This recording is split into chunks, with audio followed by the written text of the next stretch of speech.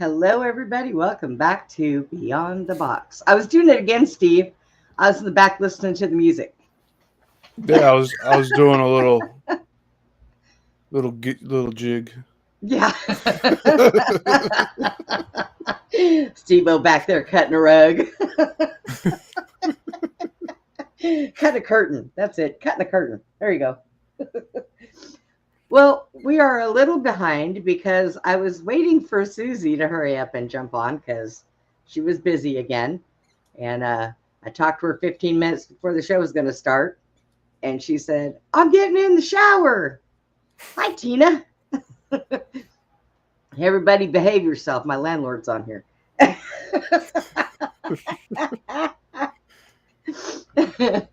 Oh my gosh. So tonight we're going to do some UFO skinwalker stuff. I've got a video for us to watch and stop on. It's kind of like an educational, a few multiple different scenarios on skinwalkers. And look who's here. I'm trying to get my headset turned on. Okay, turn yourself on. Not turned on. Hang on.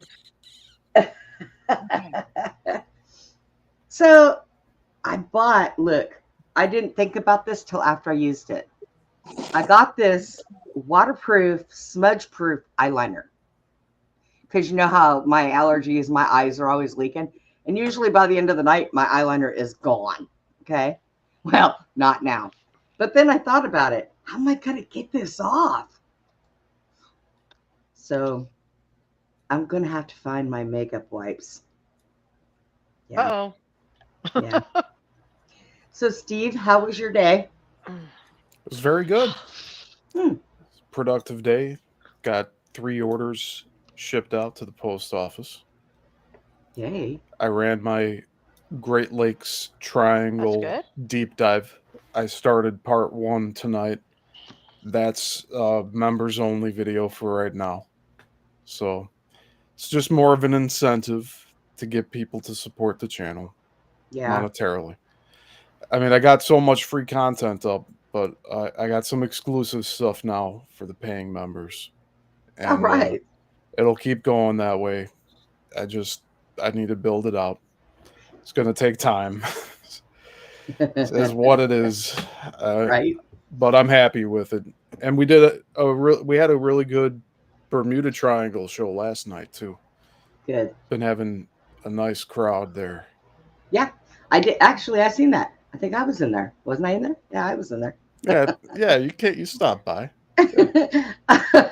Yeah, I woke up and said, "Oh, Steve's on." I do the same thing. Oh, Abe's on. Or I fall asleep and wake up and say, "Oh, Abe's still on." Oh my God. Right. It's horrible. My sleep is so messed up. Susie, how was your day? It was a little chaotic. We bought this metal to do the side of our arena, Uh-huh. right? And it turns out it's a half an inch too short, so it won't line up going down. And you know what? We spent about $6,000 on this material, and I'm like half an inch. So I'm kind of thinking, wait a minute, didn't I just go to the auto store and I had to get a caliber and it was a quarter of an inch off the caliber that was the right one for my truck? Right. And then I got to talking with the guy at the store about the Mandela effect, how all these things are changing because of different timelines. So I said, I guess that was for a different timeline, you know, that other part probably fit that truck, you know, in another timeline, you know. And I guess that's the God, only they're thing I even can getting our say. vehicles. I know. So this metal, I'm like, I'm not going to get mad because it's probably a freaking different timeline. It's nobody's fault, you know. I don't know. You know, I'm just going to take it with stride in Well, life now and just smile through it. my thought on that, Susie, would have been, let's just go ahead and push them all together, and then when we get to the very You end, can't. what? You can't. Okay, so they're ridges. Okay. At the minute one of them doesn't line up, you got this giant bubble when you're connecting it to the other one, and it doesn't fit. It's like trying to force a puzzle piece that doesn't fit.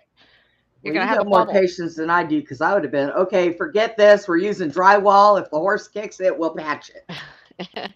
So we came up with another plan, and what we're gonna do is we're gonna weld another like sort of angle iron below the purling where the other tin is, and then we're just gonna like, so we're welding that on, and we're gonna put that tin underneath it, and it'll be joined up to it. It just won't be underneath it, and it'll all fit and it'll all go together. But oh my God! But it's like now we have to re-weld and improvise, and so we started welding tonight, and then it got dark, and that was all you can do when you're welding. And I caught you running to the house to go jump in the shower. Running, yes. I could hear her out of breath. I'm going to the house. I got to get in the shower. And I had a dove that I found Wednesday that I went out real late at night, and the dog was doing something, and it was a baby dove.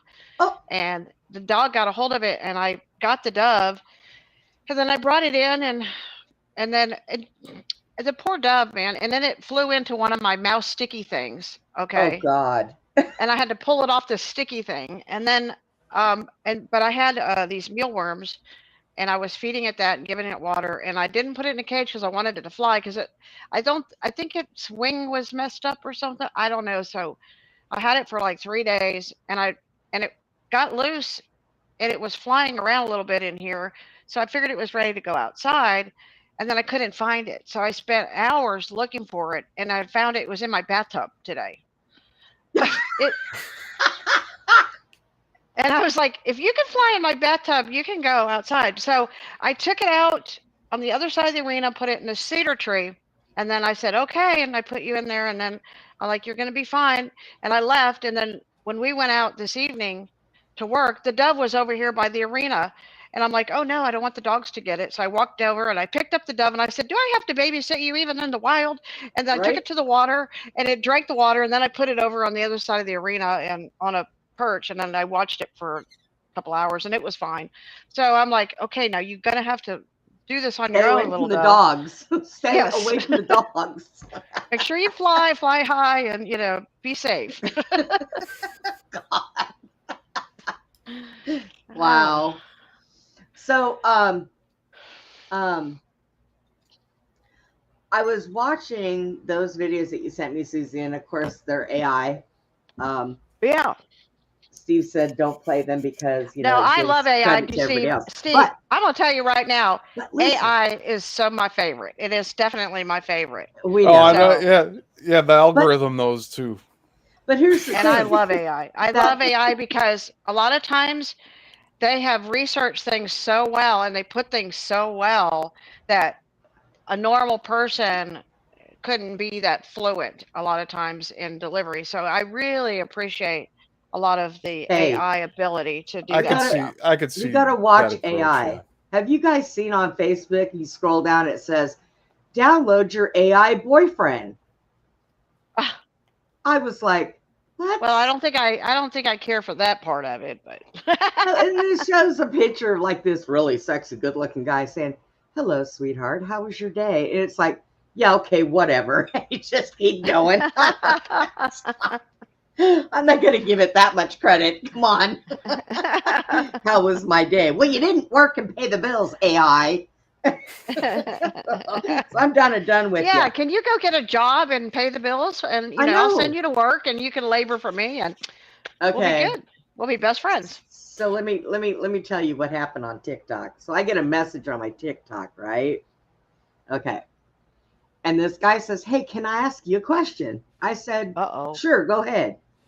He says, "Have you ever been a sugar baby?"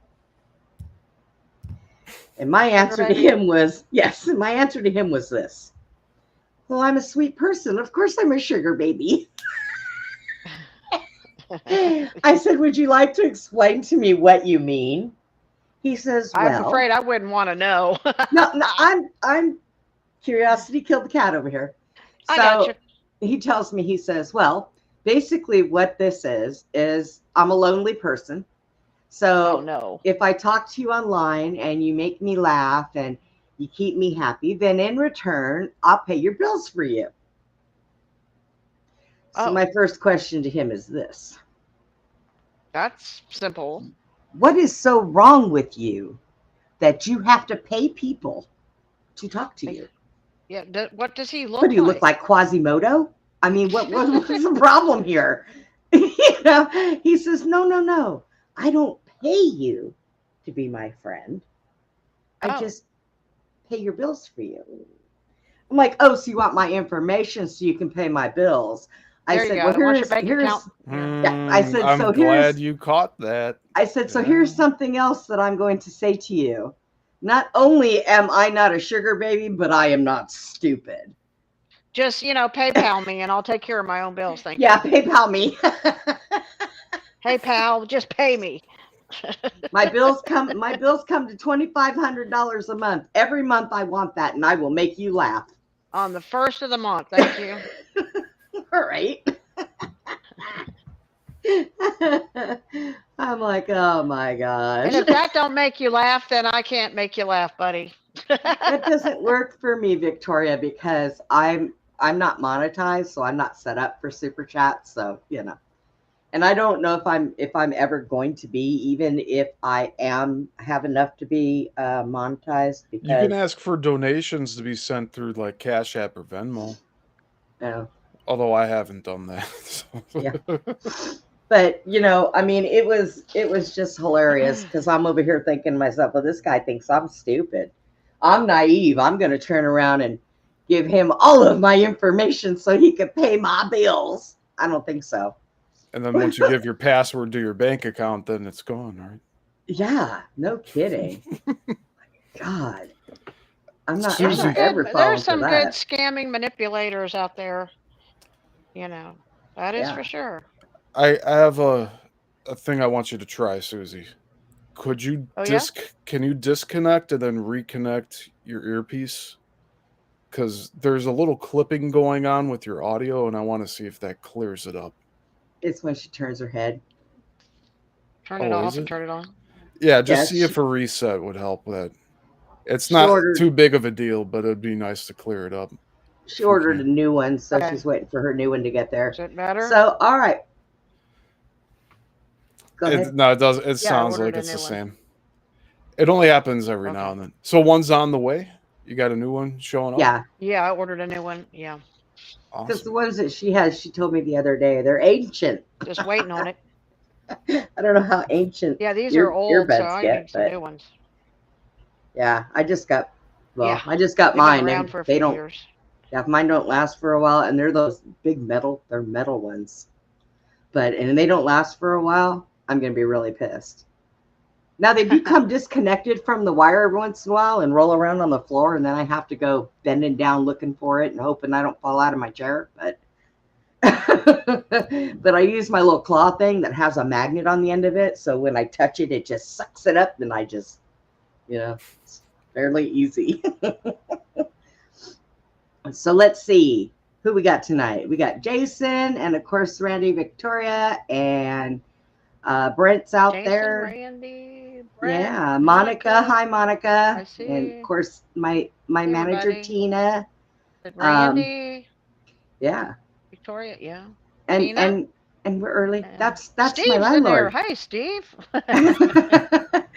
Tina's my manager, Susie. And Brenda's in there. Hey, Brenda. Yeah, I know.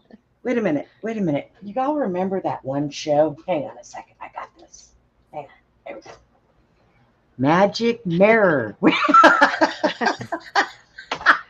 The Mandela effect is now it's changed. You know that, right? No. This is the show I'm talking about. That woman that used to have like this. Snow White looks into the mirror, right? Yes. What does she say? Yeah, she used to say magic mirror on the wall. Oh no, she used to say mirror on the wall, and now it says magic mirror. Yeah, but the Bible used to say that Daniel was a prophet or whatever. Now they said he's a magician in the Bible. So magic, magician, it's all changing. I have a little pamphlet from a VHS copy of a Disney movie. And the front of the pamphlet says "Mirror, Mirror." Yep, don't ever lose that. Don't lose that. No, it's somewhere behind. Somewhere in my stacks of stuff I got behind. So what I wanted to say, Susie, was I watched those other ones. They were AI. But What'd the you wanna last say? one intrigued me, and I'm going to tell you why. It did? The other day, when Abe was out doing his walk, he recorded something, and I seen it. And that AI, oh, my sugar said, "Hey, dummy." That AI that on the last one that I pulled up looks exactly like the thing that Abe had got. And it's That's got the probably why he ears sent it. and the Yeah. jaw and the eyes and the mouth. Yeah. And I was like, oh, I've seen this before. Right. So, and it kind of freaked me out. But I have people here from Abe's chat too, right? Yeah, Monica, Randy. I'm going to show it to you guys. I know Steve don't want to see it, but I'm going to show it to you guys, and you guys tell me if this is what we've seen on Abe's channel from when he went out for his walk the other day and caught this thing. Yeah, for the familiarity part of it, I'm okay with. Yeah. To compare to what Abe captured. But look at that. There's the ears, the eyes, the face, the mouth. Is that not weird? And the body is all back here. You can see the dark. But that is exactly what I've seen on Abe's that he caught himself. And so when I seen that, I was like, whoa, that's weird. I've seen this guy before.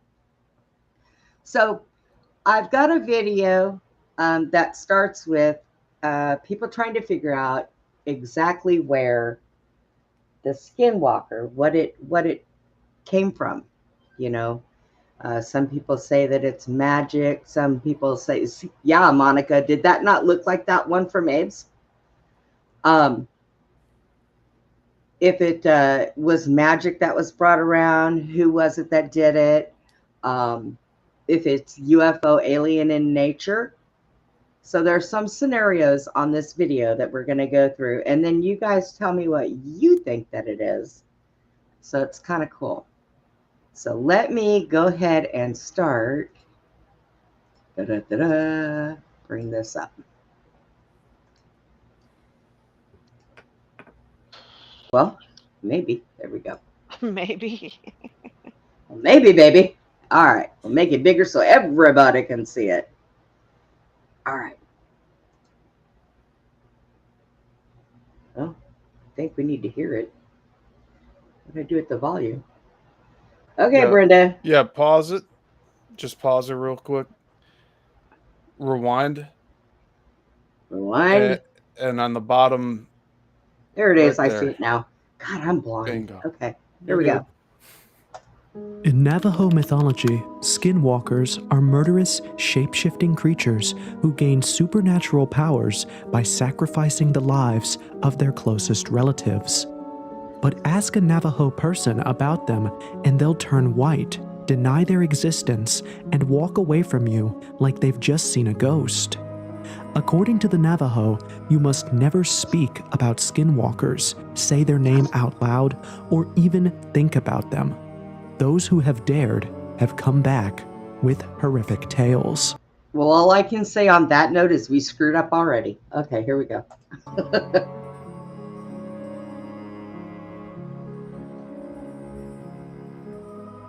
The Navajo may not engage in conversations about them, but skinwalkers are an integral part of the people's lore.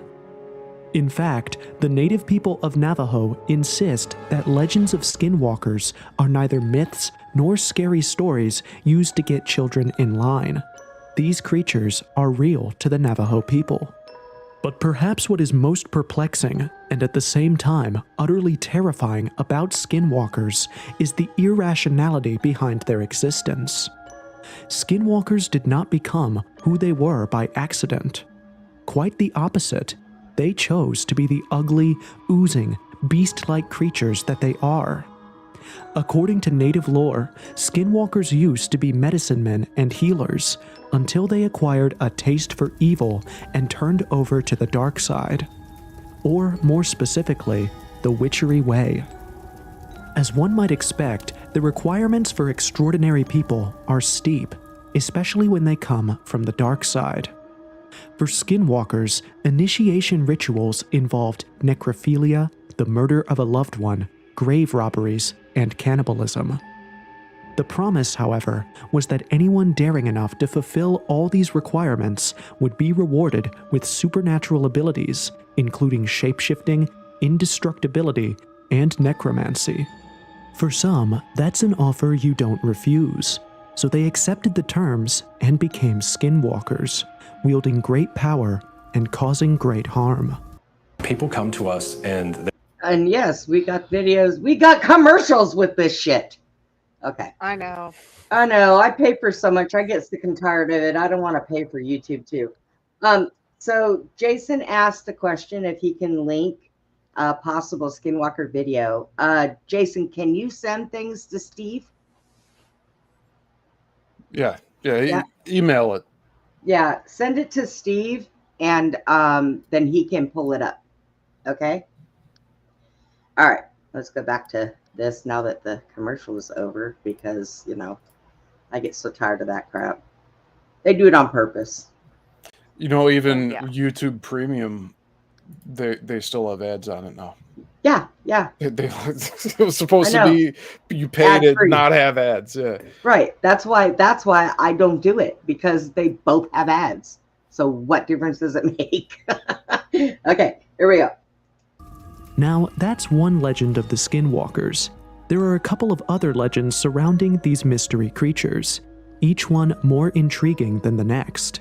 For the sake of time, however, I'm going to focus on only one other legend, because it has its groundings in actual history. So, for now, I'm going to pause this.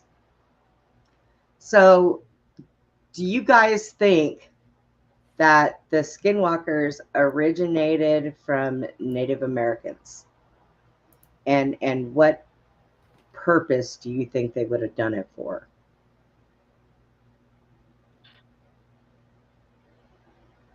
No, I think it originated before that, but I think that infested Native Americans, I guess, is a way to put it.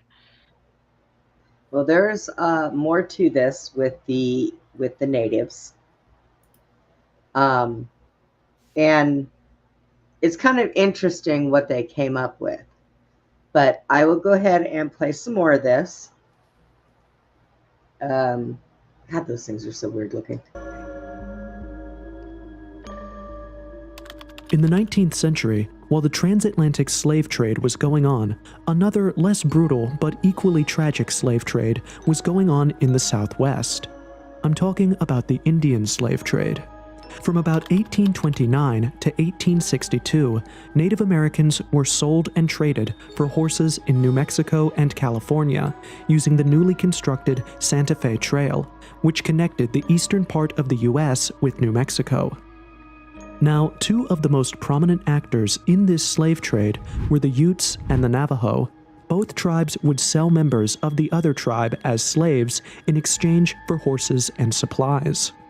So, naturally, this caused tensions between both tribes, with both sides actively orchestrating expansive slave raids into the other side's territory, which only further entrenched the intertribal hostilities. Fast forward to 1863, and this man entered the picture, Kit Carson. Oh, we know him. You see, around this time, American Europeans had started settling on Navajo lands, which led to a lot of tension. And so, to cut a long story short, the US government decided that the Navajo problem needed to be taken care of, which was where Carson came in. Carson was basically the executioner of the US government's plans, deploying every ruthless means possible to force the Navajo out of their land. Houses were incinerated, livestock were destroyed, and farmlands were razed to the ground. It was a full-scale assault. But now, does this sound familiar to anybody? What do you think about that, Steve? Because I know you studied a lot of that kind of stuff. Kind of like what they're doing now. I mean, history repeating itself, really. Only it's not the natives, it's everybody. Wow, that's a loaded question there. Yeah. Well, we know that the Sioux Indians were very violent, and they did a lot more. Renegades. They did a lot more than these other ones did. But They're not even brought into this. I don't have too much to comment on it because Yeah, this is Geronimo's fairly people and a lot of those Indians were like dangerous people. this is fairly new information to me. Ah, Okay. So all right. Well, we will play on. hopefully there's not too much propaganda in it. Brent said it sounds like Gaza. Use your own discernment. Yes. Yes. Here's something else. Carson didn't work alone. The fur trapper was able to enlist the support of the Ute tribe, who helped to flush out Navajo people who had tried to hide. Eventually, the Navajo were forced to surrender, and thus began the long walk from their homeland to a reservation in Fort Sumner, New Mexico. The walk was just as brutal as Carson's military campaign, and hundreds lost their lives in the 300-mile trek. Are you driving way less 300 than miles. you used to? Do you have a clean? Oh, shut up, lady. J- Okay, so that seems like a low number. Hundreds? yeah, hundreds. Lost. Well, I don't think that there was a whole lot of them that were Is left that to the be Walk of flushed out. Tears? Yeah. Or Yeah. So, and it was 300-mile trek across what would be desert, a lot of it. Yeah, this is new Sounds information brutal. to me because I study more so the eastern side of the late 1800s and also the Midwest. But like, Right. I always, you know, when Further I went west, to Arizona, not yet. I met the Navajo. I met Navajo people that were on, like, we went through the Grand Canyon and they would be making rugs and on the side of the road, and the Navajos seemed, you know, the Navajo rugs, they seemed like a very easygoing people from what I could Yeah. tell. When I lived out in Arizona, I used to date a guy that was on the reservation, and his family was Navajo. So yeah. But all right, here we go. Boom. Not surprisingly, the Navajo harbored a deep-seated resentment against the Ute for the betrayal, and legend has it that the Navajo placed a curse on them as a result. This curse, it is claimed, unleashed skinwalkers in the Ute's territory. And as it turns out, said territory is only 20 miles away from Skinwalker Ranch, Oop. where skinwalkers are said to have a base. Well, there you go. yeah, let's pause right here. Yeah. Well, So I that did. says a lot right there. Monica mentions that she thinks the Trail of Tears was a Cherokee. Yeah, Okay. I think Well, it was. This video is talking about a different event. Yeah. Navajo, yes. Yes, definitely. Yeah, because the Trail of Tears, I thought it came through Texas even, because there's the Santa Fe. I used to go up and down through like near Texas A&M. You know, that's where that Santa Fe Road was or whatever. But yeah, Right. yeah. So this is the Ute and the Navajos, I guess their dispute. Let's see. I haven't actually heard. But the story says that it was Skinwalker it was a curse or a spell. So they summoned spiritual beings to attack these people. So, you know, sounds like demons to me. I mean, that's, you know, that take the shape of, you know, I mean, if they can shapeshift like that, they're definitely very spiritual in nature. Right. All right. So we're going to go on to chapter 3. I think it's important to talk about the Skinwalker Ranch first so that you can get some context. Keep in mind that I've done a separate video on the Skinwalker Ranch itself, so you should check that out if you want to do a deep dive into the ranch. I'm only going to touch on it briefly in this video so we can focus on the mystery of the Skinwalkers themselves. Alright, so here goes. In 1994, a couple named Terry and Gwen Sherman decided they wanted to live a quiet farm life, so they bought a ranch in Utah. As you may know or may have already guessed, that didn't go well at all. The ranch turned out to be the worst possible place Terry and Gwen could have chosen to call home. And in less than 2 years, they sold it and moved on to a different property. Here's what happened. One night, shortly after the Shermans moved into their ranch house, the couple heard a strange noise while they slept. Startled, Terry peeped through the window to check what was causing the noise. What he saw, however, completely caught him off guard. It was a wolf. But as if that wasn't scary enough, this wolf was several times larger than any wolf Terry had ever seen. There you go, Jake. Right away, Terry ran back inside to pick up his gun so he could shoot the wolf. But after firing several rounds of bullets, the wolf remained unharmed. It was almost as if Terry was just shooting a water gun at the creature, as it didn't even budge. Eventually, the strange beast got bored perhaps, so it wandered off. That was when Terry noticed other equally strange things about this creature. For one, the wolf-like beast left no tracks, almost as if the wolf had simply appeared and disappeared into thin air. Secondly, the animal had a strong stench, like that of a rotting corpse, which traumatized the couple for a very long time. Unfortunately for them, that was only the beginning. In the weeks and months that followed, Terry and Gwen experienced much weirder and more terrifying stuff. Their animals started to die in the most grotesque ways, as if some unseen, malevolent force was out for them.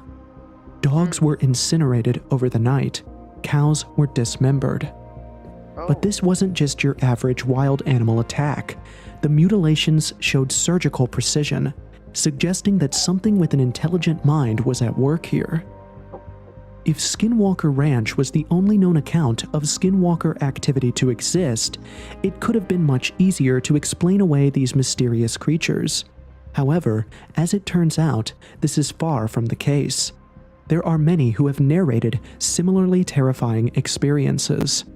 We've even seen those who initially didn't believe have their whole world changed when they came across a creature with striking resemblance. Like the story this lady told on a Reddit sub, with comments from people talking about their own sighting. So the question isn't if the creature exists or not. Clearly it does. The question now is, what exactly is this being? Now, Jason turned around and said that maybe that they can turn into dire wolves. And I think that that's what that guy was describing, the size of those wolves. Dire wolves. Above her. Okay, hold on. Do what? I have a quick map of the Trail of Tears. Oh. So I was guessing it went through Illinois, and I was correct. But I didn't want to say anything. Yeah. But it looks like there's multiple trails. But ultimately it was going to Oklahoma, which is the Choctaw Nation. Now, Monica's dad was Cherokee Indian, so he told her the story about the Trail of Tears. So, yeah. Yeah, this is the one I know of going through here. So this skinwalker thing, it sounds very demonic, very, very demonic. It's killing animals and slaughtering them and burning and gutting them, and sounds disgusting. There are other scenarios to this that'll make a little more sense also. This is just what was told by Navajo Indians and Ute tribes and stuff like that. So there is more to the whole Indian thing and why it was done. This is the latest blood crying out loud. Blood pressure, and blood oxygen meter developed by Get off my screen. Even though all believers generally agree that skinwalkers really do exist, not everyone agrees with the Navajo legends as an explanation for their existence. For some believers, this is obviously a case of shape-shifting aliens. To understand why they say that, we need to go back to Skinwalker Ranch. Besides the strange animals the Shermans found on their ranch, the couple also reported seeing strange lights, hearing sounds of heavy machinery being operated by no one, and hearing disembodied voices speaking in an unknown language. But that wasn't even all. There were several other creepy happenings consistent with alien activity, like crop circles. Then, one night in May 1996, Terry Sherman saw a blue orb move. All right. Now I'm just going to say this. Last week we did a show on the stuff that Steve caught out at Susie's ranch. And one of the things that even Abe seen them and pointed them out, were blue orbs. Right? Orbs and red orbs. Very red, very blue. Yes. Yep. Moving around And his green. ranch. So he sicked his 3 dogs on it. The dogs immediately chased the orb deep into the bush. And then, shortly after, Terry heard 3 horrible screams that seemed to be coming from the directions his dogs went. When he went into the bush to check what had made that sound, what he found chilled him to his bones. Lying there on the ground were the grotesquely mangled remains of his 3 dogs. That was it for the Shermans. The very next day, they packed up and left, immediately putting the ranch on the market. The ranch was then bought by a millionaire UFO enthusiast, Robert Bigelow, who hoped to conduct UFO investigations on the land through his agency, National Institute for Discovery Science. Now, some have said that the Shermans probably made up the stories about the strange sightings and occurrences on their ranch in order to attract Bigelow's attention and make some money. However, the facts around this sale obviously preclude that. First off, there was no way the Shermans could have known that Bigelow would be so interested as to offer to buy their ranch. Secondly, the Shermans sold their ranch to Bigelow for just $200,000. In 1996, ranch land in Utah would have sold for an average of $740 per acre. The Shermans' ranch was about 500 acres, which means that the couple lost a lot of money on this deal. Judging from the facts, therefore, it appears the Shermans just wanted to get the heck out of there, whatever that was going to cost them. Thirdly, and most importantly, how do we explain the experiences of numerous other people who visited Skinwalker Ranch from as far back as the 1700s to the 2 successive owners of the ranch, Robert Bigelow and Brandon Fugal? Explorer Sylvester Velez de Escalante reported seeing odd fireballs over at the Uinta Basin in 1776. As we now know, this is where the Skinwalker Ranch would later be located about 200 years later. The NID Psi group who bought the ranch from the Shermans also reported stories of mysterious creatures, macabre cattle mutilation, and even the mysterious destruction of their expensive recording equipment on multiple occasions. This video is not about the Skinwalker Ranch, so I won't go into further detail about the things that were discovered at the ranch. Once again, find out more about that in our Skinwalker Ranch video. In the meantime, however, for many people, all of the evidence from the Skinwalker Ranch points to the activity of skinwalkers, hence the name given to the farmland. However, what if this wasn't the work of a mythical creature? What if this was the work of a shape-shifting alien instead? Let's check out the evidence again. Same thing. Monday CRM has the best AI features in the game. Especially you in know, sales. it's Hands funny down. because So for me, when I first watched this, when they were talking about shape-shifting aliens, I thought to myself, reptilians? And then I kept watching it. Ha ha. Guess what? Eyewitnesses mentioned seeing orbs floating in the sky.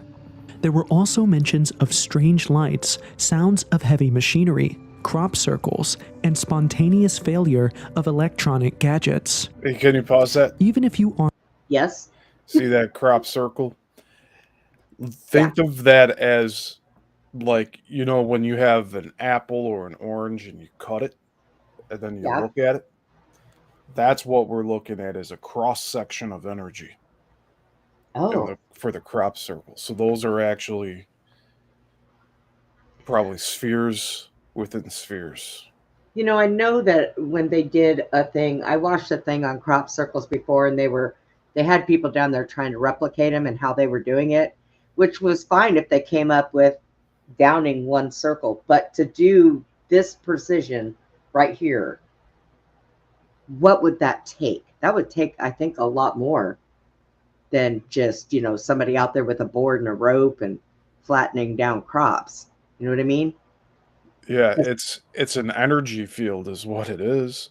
Yeah. With all, because even these crops, their stalks and everything are like, they're interlaced like that, and nothing is bent. Yeah. So those are some of the key phenomenons that happen with that. But I wanted to point that out too, because like, we're not just looking at this overhead. This is a remnant of an energy field. Whatever got powered up, it's intelligent. It's probably an interdimensional being that used a machine to do that, but who knows? There are some things that I want to try with plants. You know, my tuning forks that I've got, I would like to take those and I would like to put the stem of them in the dirt and then tap the tuning forks and let them play and see what happens. I think that's a good experiment. Yeah. What do you think will happen? I don't know. I'm hoping they'll dance or something. They'll kind of move around and flourish and grow big. And if I did it like once every day in between watering, you know. Oh, I think it'll help accelerate growth. Yeah. Yeah. Huh. So Jason says he thinks it's a psychic mask. I think so for too. them. Yeah, but look at it like this. Spiritual, psychic, you know, yeah. Right. Sort of. If they were out there in the woods and somebody was coming, they would still use that type of thing to fool somebody into seeing something else. Well, if their theory that I'm hearing, they're saying they're pretty sure that these are just alien grays that are shape shifting into these things and then doing all this stuff. And you know, I told you, Brenda, I had that visitation that years ago, and it was in my dream, and this alien gray peeked out behind a tree in my dream and said, "My name is Yaltabaoth." Now, Yaltabaoth is known in the Gnostic as the creator of this world, or the god of this world, who created, you know, all the authorities and the gods and the angels and you know, that, and then they all created the rest of the world, or whatever the gods did. And right. He was an alien gray.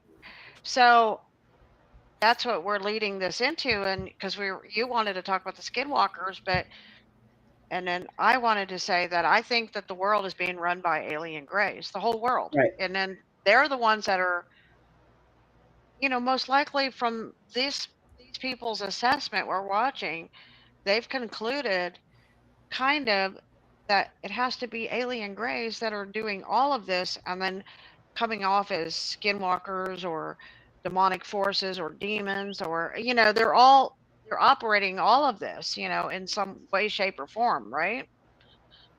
Yeah. Yeah, possibly. Well, yeah. Something's doing it. Because all we ever talk about is UFOs, and the government's like, yeah, they're real, and we have a problem in this world, and, you know, there's so much darkness, and there's all these demons, and, you know. I still, if the government tells me there's a problem in this world, I usually look and say, yeah, to you. So, right. But anyways. But you know what I mean? We have things like death, disease, you know, murder, hate, you know, all these, you know, narcissistic people, you know, we have all kinds of things going on, you know, and that we have a really wrecked, chaotic world that we're living in. People killing their children and doing crazy shit, you know, I mean, like crazy shit. Yeah. You know, like, if you can, leave your kid locked in the car all day and then say, "Oh, I forgot about." I mean, come on. Some of the stuff that is coming out. The other day, I watched a video of this woman she's running around this high-end hotel naked, and this Asian woman, and then she was like possessed with some kind of real high level. She said she was some kind of dragon princess, and then she was like getting into people's heads psychically, and it was just weird. I'm like, this world's just getting weirder and weirder every Yeah. single day. Yeah. Jason, I'm talking about a potted plant, not just dirt outside. If I was still fishing, that would be a good thing to use.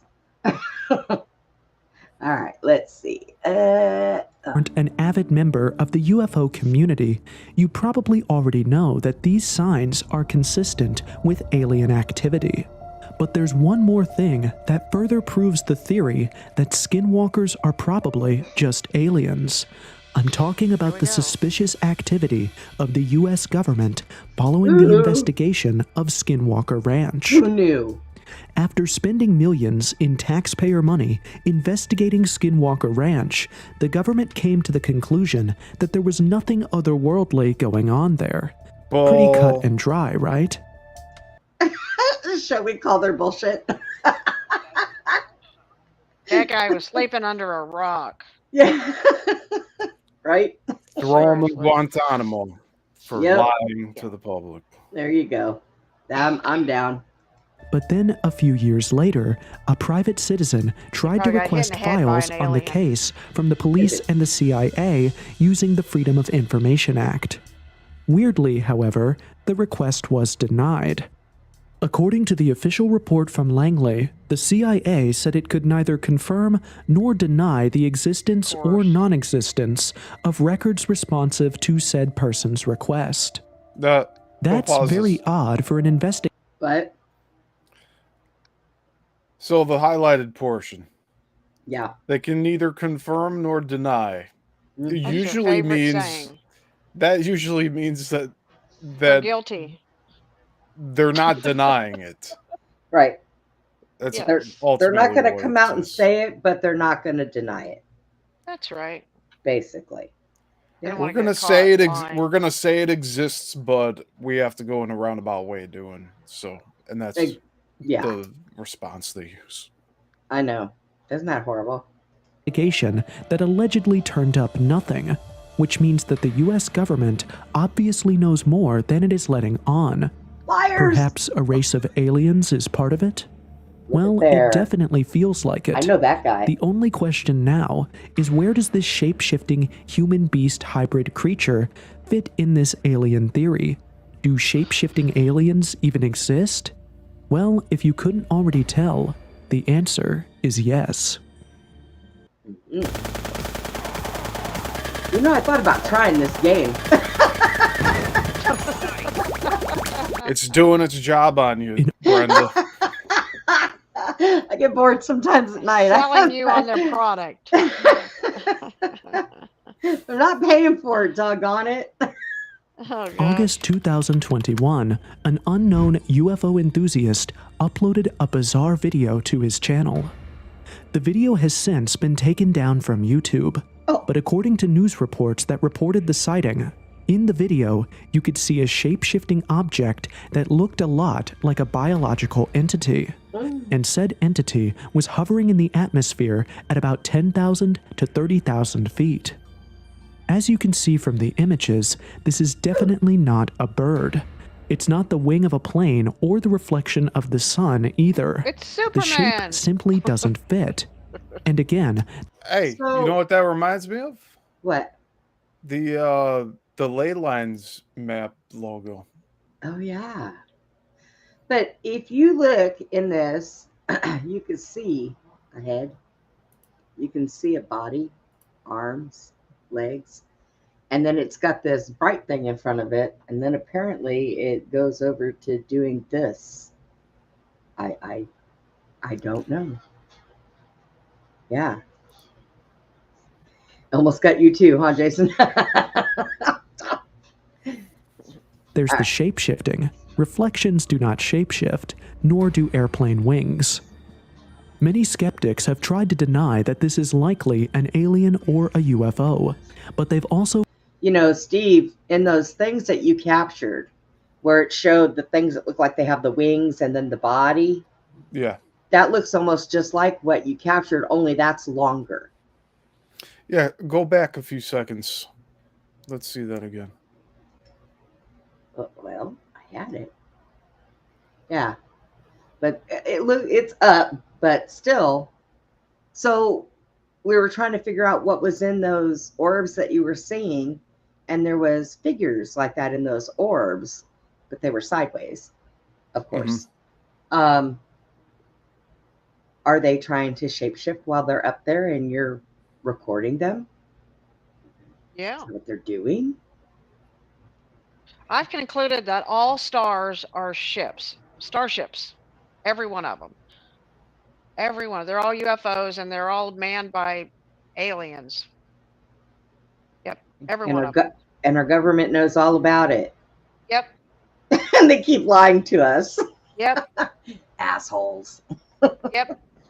You see, one thing I wish these videos would do, and maybe it's asking too much, but knowing the locations of each of these and the dates, times when they were taken. Well, it does give dates, but because it did give dates on a lot of things. Because I think this one was what they say 2021. So, okay. Yeah. And it does. The Bible does talk about fixed stars and wandering stars. So some travel and some are just fixed. And I think the fixed ones is ones we saw locked in the cube, like in Superman, where they were in that cube and they couldn't go anywhere. They're like, right. They can't get out of their cube. Yeah. And then the wandering ones are free from their cube and they can come and go wherever they want. Yeah. Right. All right. Well, hello. Reflections do not shapeshift, nor do airplane wings. Many skeptics have tried to deny that this is likely an alien or a UFO, but they've also failed to provide a more reasonable alternative for what this traveler most likely saw and recorded that fateful day. This leaves us with one likely option, which is that said apparition was probably a shape-shifting alien life form. And if this is so, then it suggests that shape-shifting aliens are possible, which means that the skinwalkers of Navajo legend might just be aliens. In fact, reptoids come to mind. Yes, reptoids might have a reptilian anatomy, which is very different from the coyote or wolf-like appearance that skinwalkers tend to take, but reptoids are also known shapeshifters.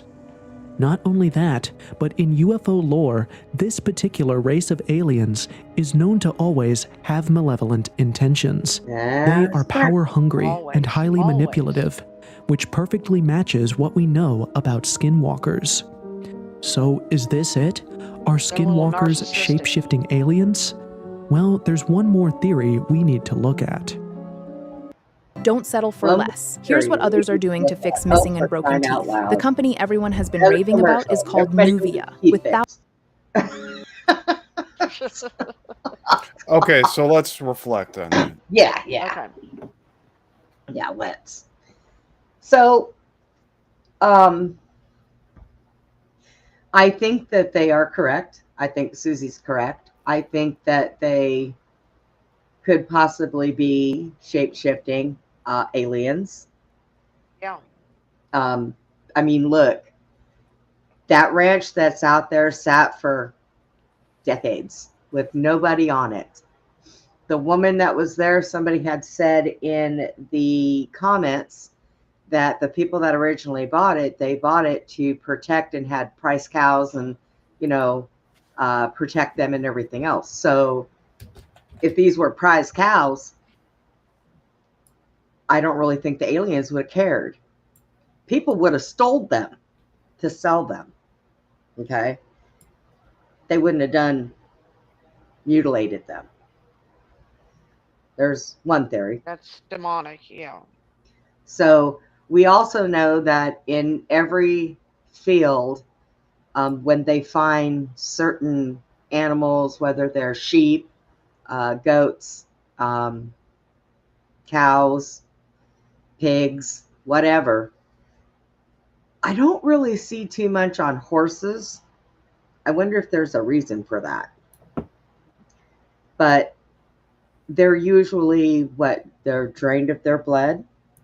They're cut open. Their organs are missing. Now, we know that aliens for a long time had a pact with our United States government to be able to take animals and humans and to experiment on them. Apparently, Brenda, cows, the reason that they chose cows is because cows' organs are very similar to human organs, so they could do experiments. Well, pigs are too. But that's what they claim, that there's a lot of similarities with cattle, that they can run experiments. The aliens, the Greys, can do all this stuff with the cattle. That's why they choose cattle. Right. Hello, Andres. Versus like horses or something like that. Yeah. Yeah. So Steve, what's your thoughts? I do think a lot of different activities happening on that location. I do remember hearing stories years ago about someone spending time there and having encounters with Greys. Right now, I'm under the impression that Greys are dangerous. They're robots. They're not our friends. They're skin suits, apparently.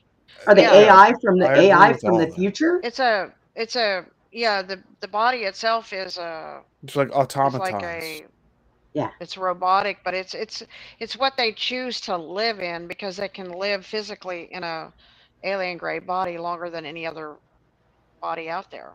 Well, I mean, if they're not from here, let's say their climate that they're from is a lot different than ours, they would have to be in something to be able to sustain life here, right? Well, they're interdimensional. They live here, but they, some are.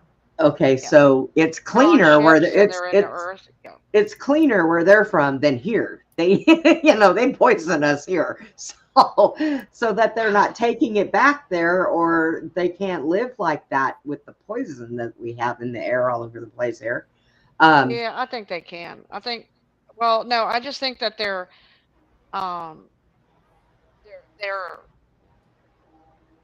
inhabit. It's like a soul that inhabits these.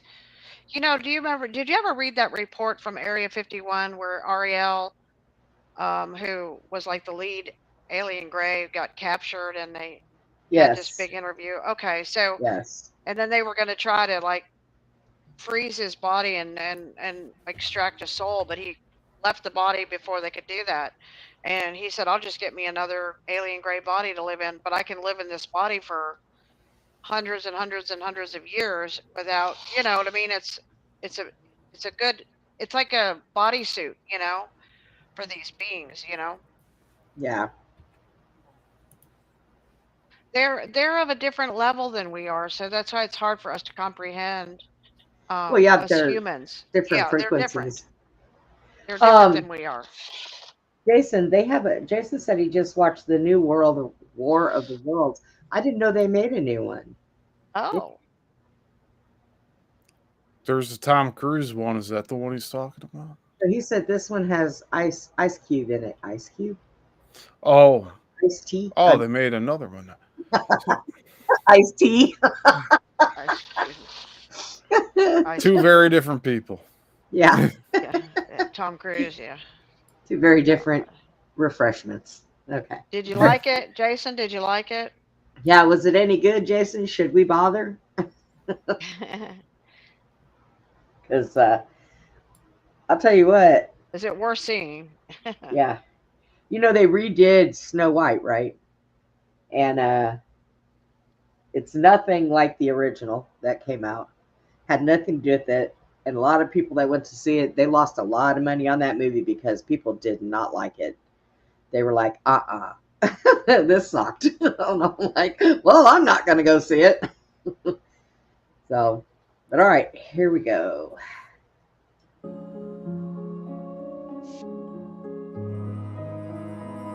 some have suggested that skinwalkers might actually be interdimensional beings. Yeah. This is a bit similar to the alien theory, except that this theory proposes that skinwalkers aren't just from another planet, but from another dimension entirely that coexists alongside ours. In other words, a parallel universe. Yeah. As sci-fi-ish as it may seem, the interdimensional theory actually has some grounding in science, specifically in quantum mechanics. Concepts like string theory, for instance, suggest, on a theoretical level at least, that it is scientifically plausible, maybe even inevitable, that there are multiple dimensions coexisting with ours. Humans may not be able to reach these dimensions given our current technological capability, but this does not mean that whatever beings reside in these other dimensions cannot access ours. According to string theory, there could be as many as 11 dimensions. You could think of these dimensions as tiny pockets within reality that fold into and interact with one another in ways that humans cannot. So it could be that many of the paranormal beings we encounter on Earth actually live in these other parallel dimensions and then make contact with our dimension under specific physical or psychological conditions. For instance, someone in a heightened and altered state of consciousness might be more sensitive to the interdimensional overlap than someone who isn't. This might cause such a person to be able to sense the paranormal where others can't. Yeah. A physical condition could look like liminal spaces. So there are certain spots around us known as liminal spaces. These are what you might call transitional points or portals that take you from one dimension to the next. So naturally, in such places, the frequency of paranormal activity tends to be high. Now, considering how Skinwalker Ranch has been observed to be a hotbed of UFO activity for centuries now, it's quite possible that the area might be a liminal space, which would make the Skinwalkers being observed there interdimensional, not extraterrestrial. Let's talk. Now, this one here, I've seen people where they have said, like this one here, if you look, it's got like goat horns. I know that sometimes when Abe has caught stuff, he's caught stuff that have had like the goat-shaped horns, you know, where they kind of go back. Not straight up, they go back. Right. So could that be what he is catching? I would say that he would say probably yes. So a bit more about that for a second. Obviously, interdimensionals are beings that live in a parallel universe to ours. Those who hold on to the interdimensional theory explain that interdimensionals do not have physical bodies. Instead, they have energetic bodies which can shapeshift into physical bodies. As you can see, this fits perfectly with what we know about skinwalkers as notable shapeshifters. But it gets even more specific. Girly hack, do Pilates and ankle weights and feel that difference? Really? This is Lessie. She had. Some say that interdimensionals can even take over another person's body, as in the case of possession. Once again, this fits well with what we know about skinwalkers, who are known to transform into beast-like creatures and even possess animals and dead bodies. That said, another reason skinwalkers might not be extraterrestrials, as believed by some, is the lack of spacecraft.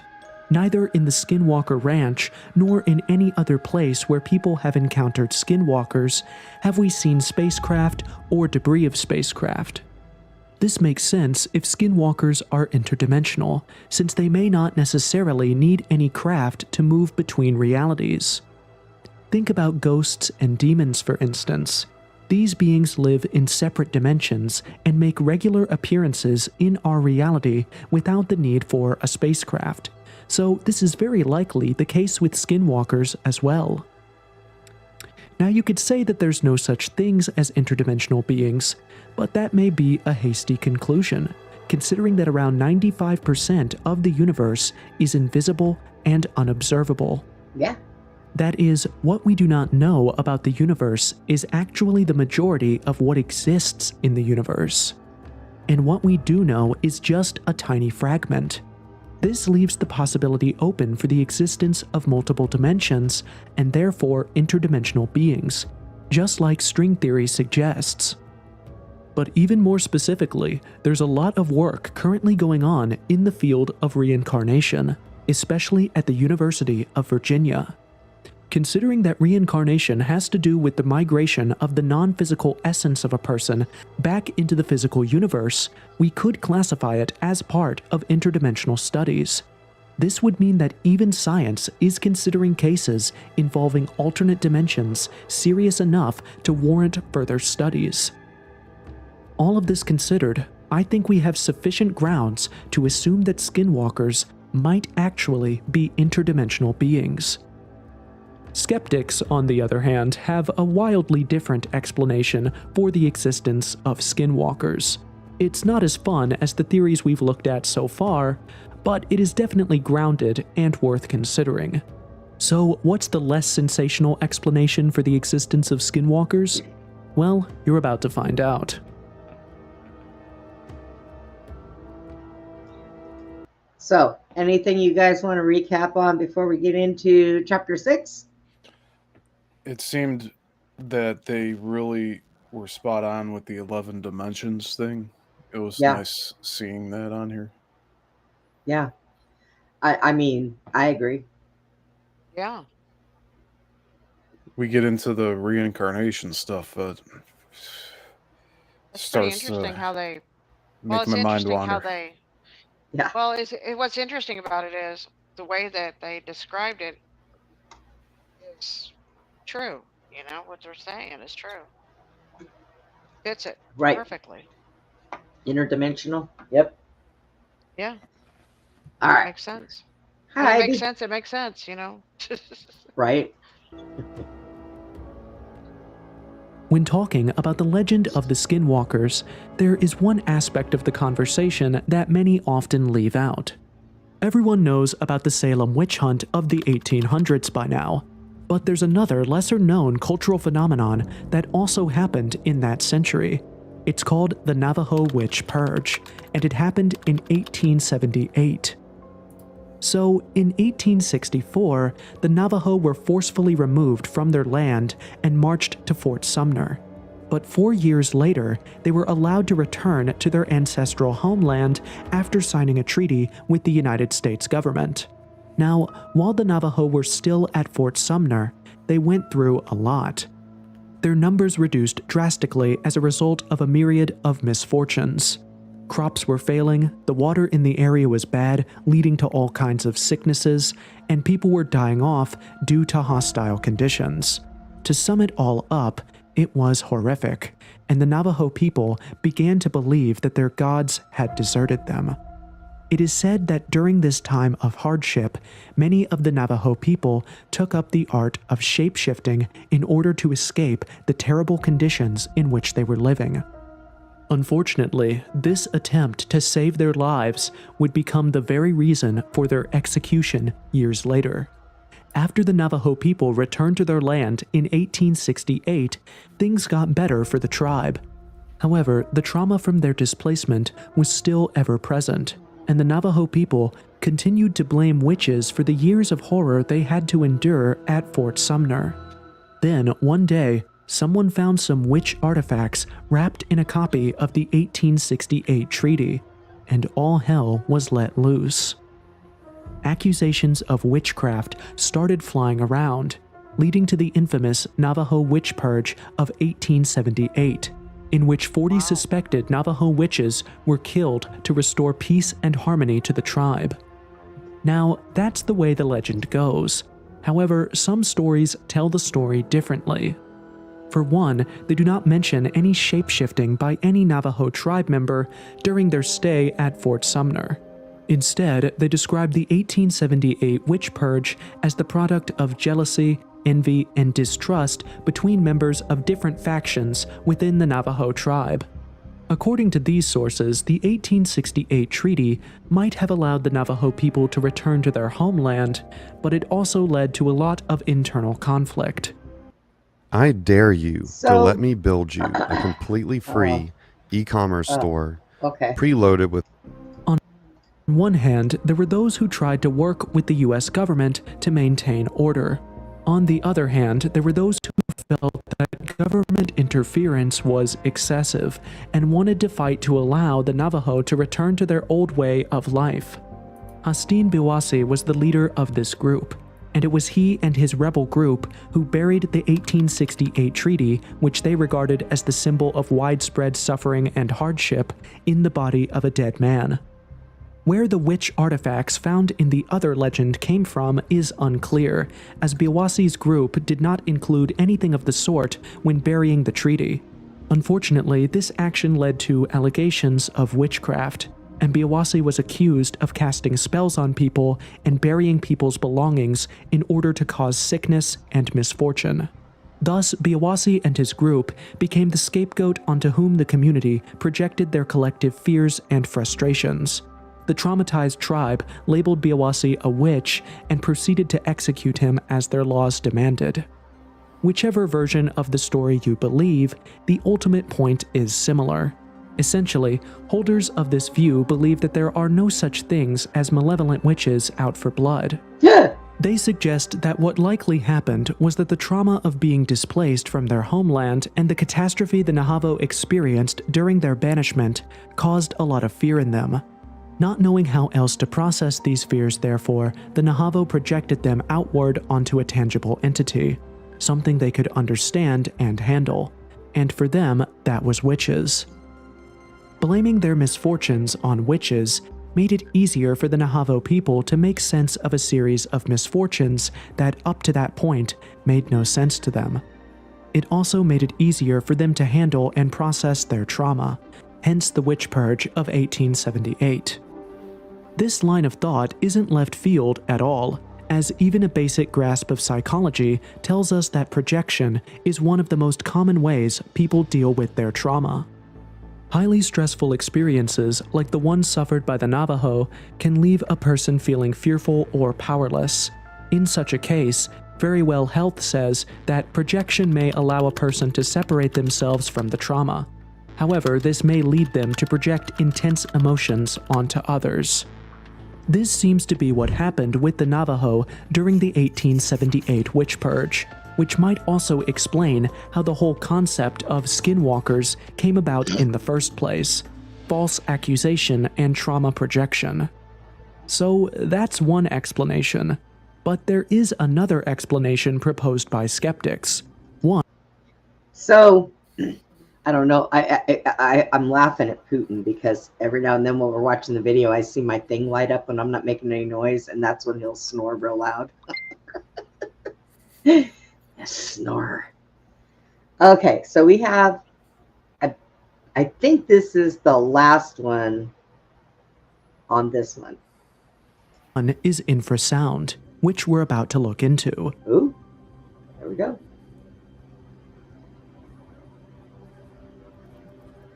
Infrasound is a low-frequency sound with a rate of vibration way below what the human ears can perceive. Scientists have always known that this sound triggers intense fear in humans. However, it wasn't until 1980 that infrasound was linked to the paranormal. The first person to make this connection was Vic Tandy. Tandy was an engineer and a lecturer at Coventry University, England. And in 1980, he was working in a lab that had a reputation for being creepy and haunted. One day, Tandy experienced the high strangeness for himself.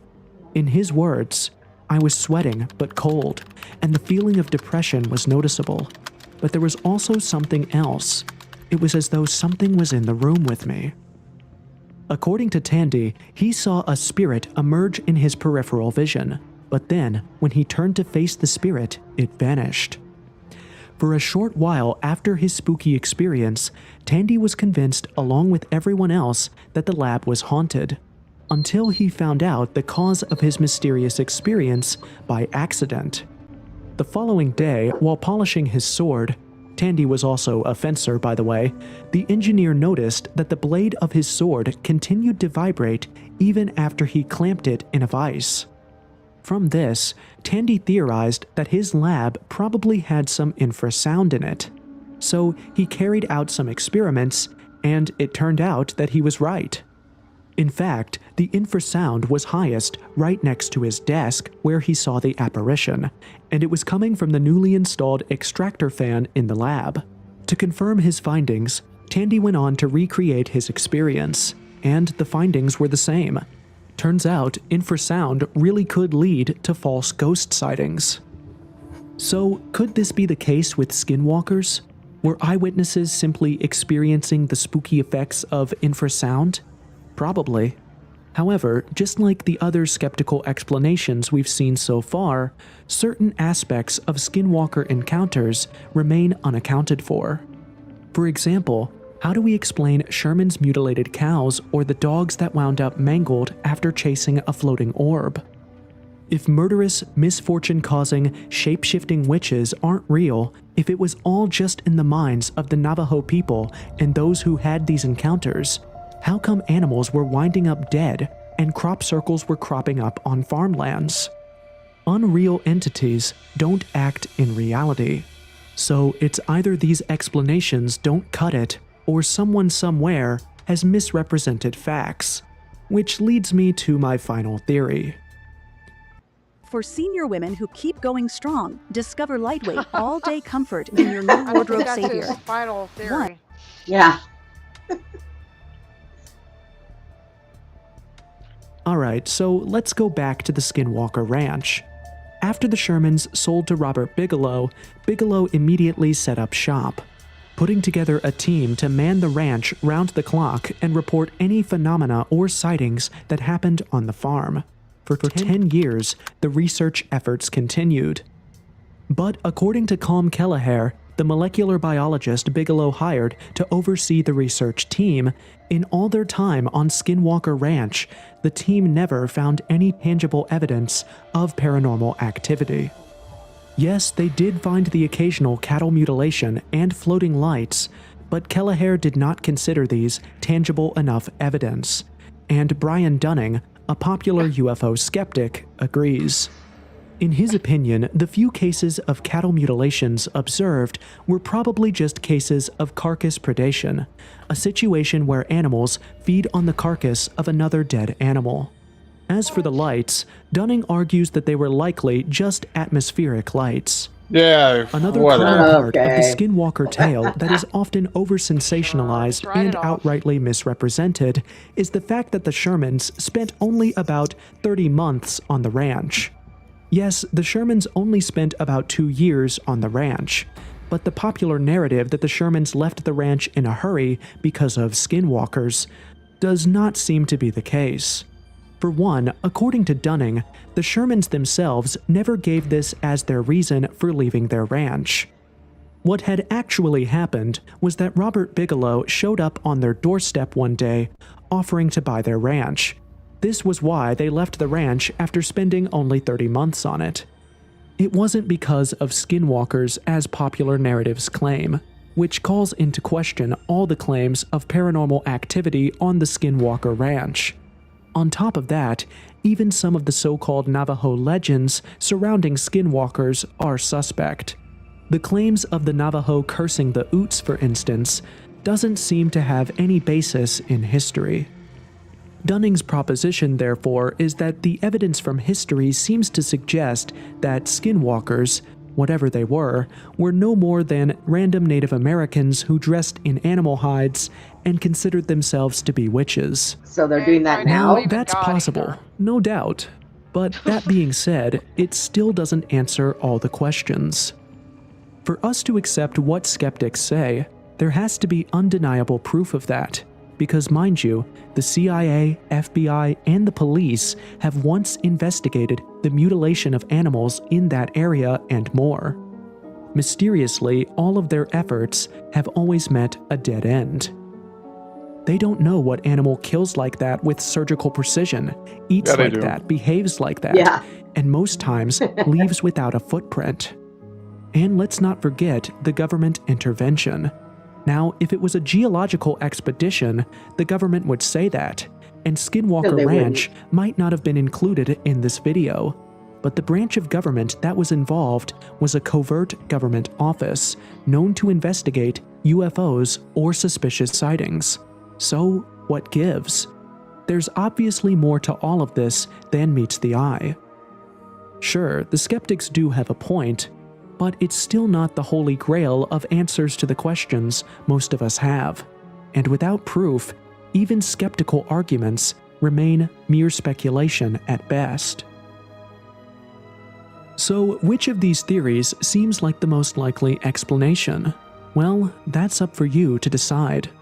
Ultimately, though, as I already mentioned earlier, the Navajo people are very hesitant to talk about skinwalkers even among themselves, let alone with strangers. According to Navajo folklore, talking about skinwalkers or even mentioning their names could make you a target. Plus, the Navajo feel like non-Navajo people lack the necessary context to understand skinwalkers anyway, which is why they refrain from having such discussions with strangers and caution strangers to avoid doing the same. The point of all of this is to say that a lot of what we know about skinwalkers from the internet is pure speculation. There's really no way to know for sure what these beings are and the full story behind their existence, unless the Navajo themselves tell their story, which is highly unlikely to happen. In the meantime, all we can do is propose theories. So feel free to drop your theories down in the comments. So, okay.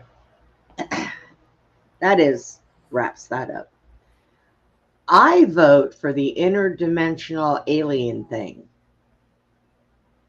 Yeah. I think that is one of the most plausible. Just like a demon. I've seen demons. I've seen angels. Right. I mean, they're not like physical in the sense that like we are necessarily. They come in and come out of our, world or whatever from another dimension. Yeah. Right. And a lot of people think that something from another dimension cannot harm you, but that, I am here to tell you, is false. They can. Oh, yeah. They can. If you don't have the proper protection. Yeah. Right.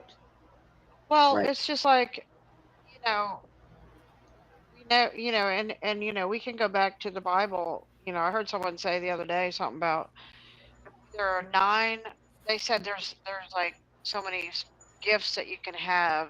God can give you these gifts. There's actually 9 specific gifts. And now and a gift is kind of supernatural. So meaning, like the telekinesis thing where you can move things or people can start fires or you can, that's kind of working within the spiritual realm of, like that's not in the physical, but it becomes physical, you know what I mean? But people have these powers and these abilities within themselves. So why would that seem far-fetched that the Indians cursed these people that did this to them and that these things came and punished everybody over there? That shouldn't seem far-fetched at all. No, that's true. And then the whole factor of the fear, how it got projected. We all know what strengthens demons and what strengthens stuff like that is fear is one. With the whole spiritual opening things. I have a good friend, Brenda. I'm not going to say his name. Okay. Okay. But this person was in prison. Okay. And this person was in prison for like a long time. And while he was in there, there were some people who, prayed to the dark side. Okay. Yeah. And there was these 2 guys, and these 2 guys were paid a lot of money to harm certain people in the prison. Okay. So they would do this black magic. They'd draw a circle and put a star in it. And so my friend was watching this from afar, what was going on.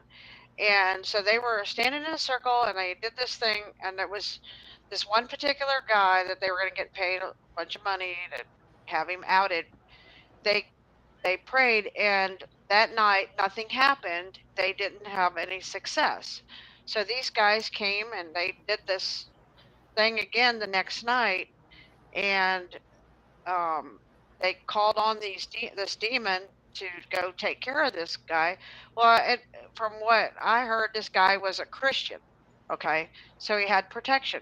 So whatever they prayed for to go after this guy, what it turned around and happened, my friend was standing there watching.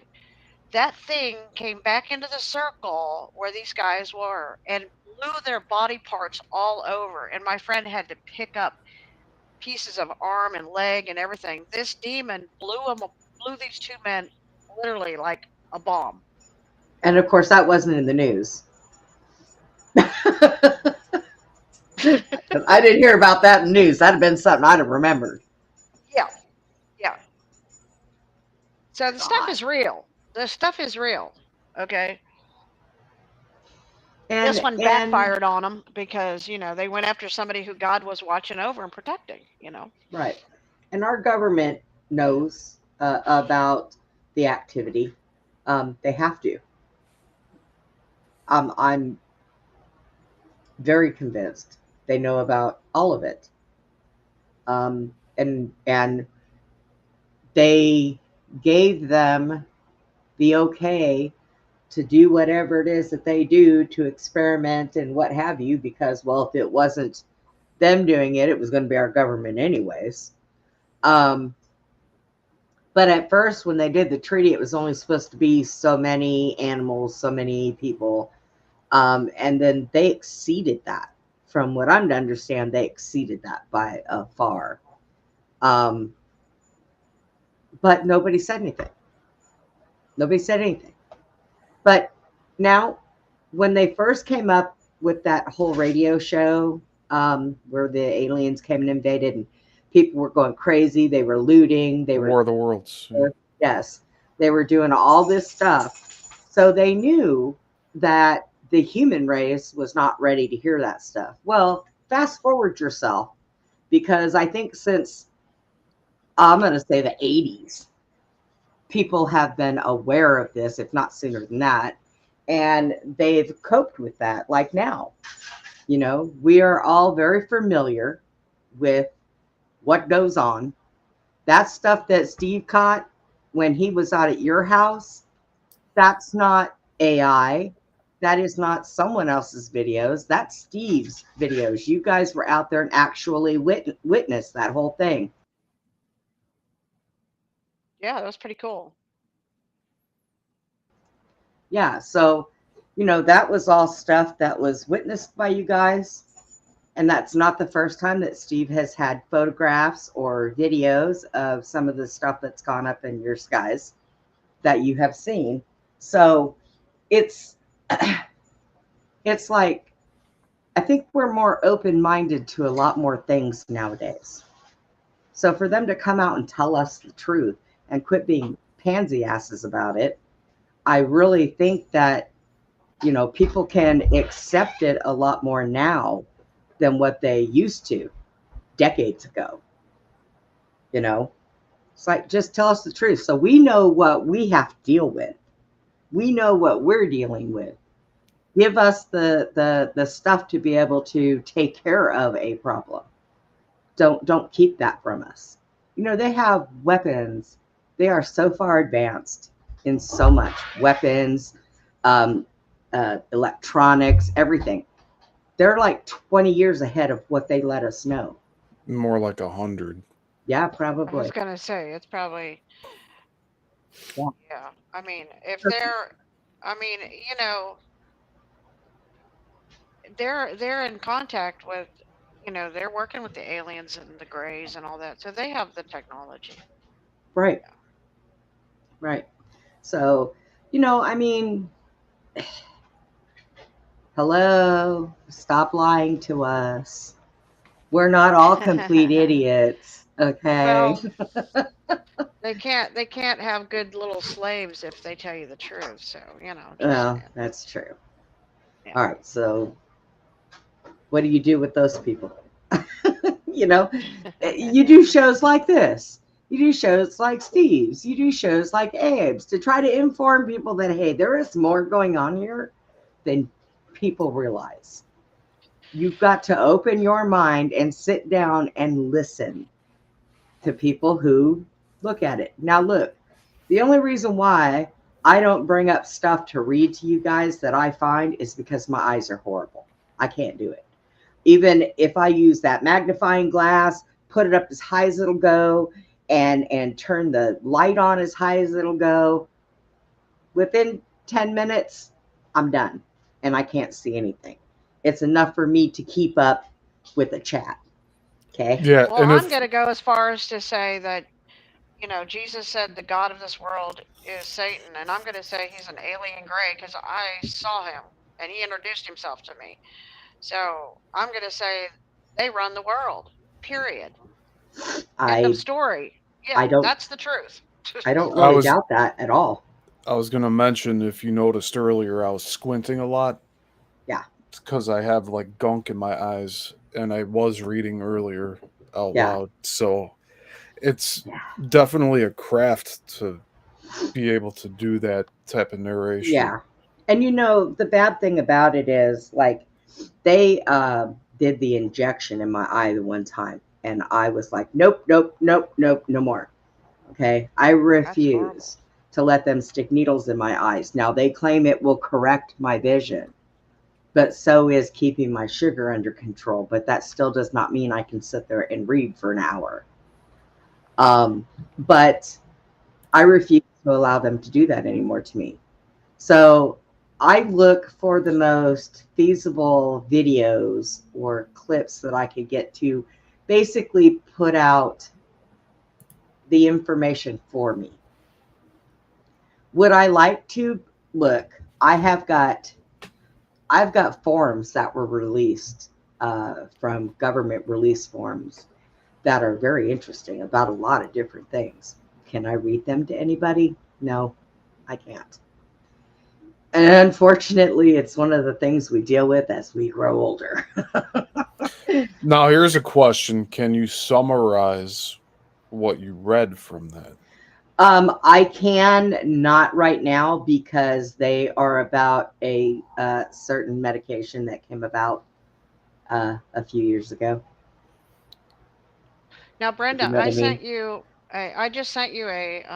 I resent it to you. That what I wanted you to show, the little thing about. They zoomed in. Now, Steve, when I was watching the moon that night, and I told you that star that always stays with the moon. Oh, you know, yeah.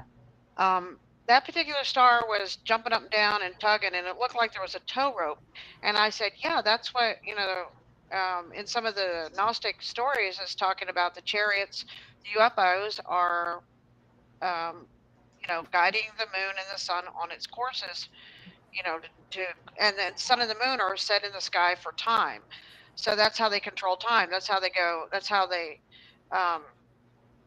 you know, can set, you know, like, because I had a deja vu the other day. I was talking to Brenda, and I said, oh my God, Brenda, I just had this deja vu, and I could see like 2 weeks or 2 months. I wasn't sure if it was 2 months or 2 weeks into the future. And this is not like a deja vu of one time. This is like the third time. So, and then all of a sudden, Steve, the moon popped up at on the back side of my property from where it was, where we saw it, and it's been coming up back there, and everybody's saying these planets are in retrograde. I said, those little alien grays reset everything. They did a reset. Hold on. And it's a 2-week or a 2-month reset, and that's why the moon is behind me now.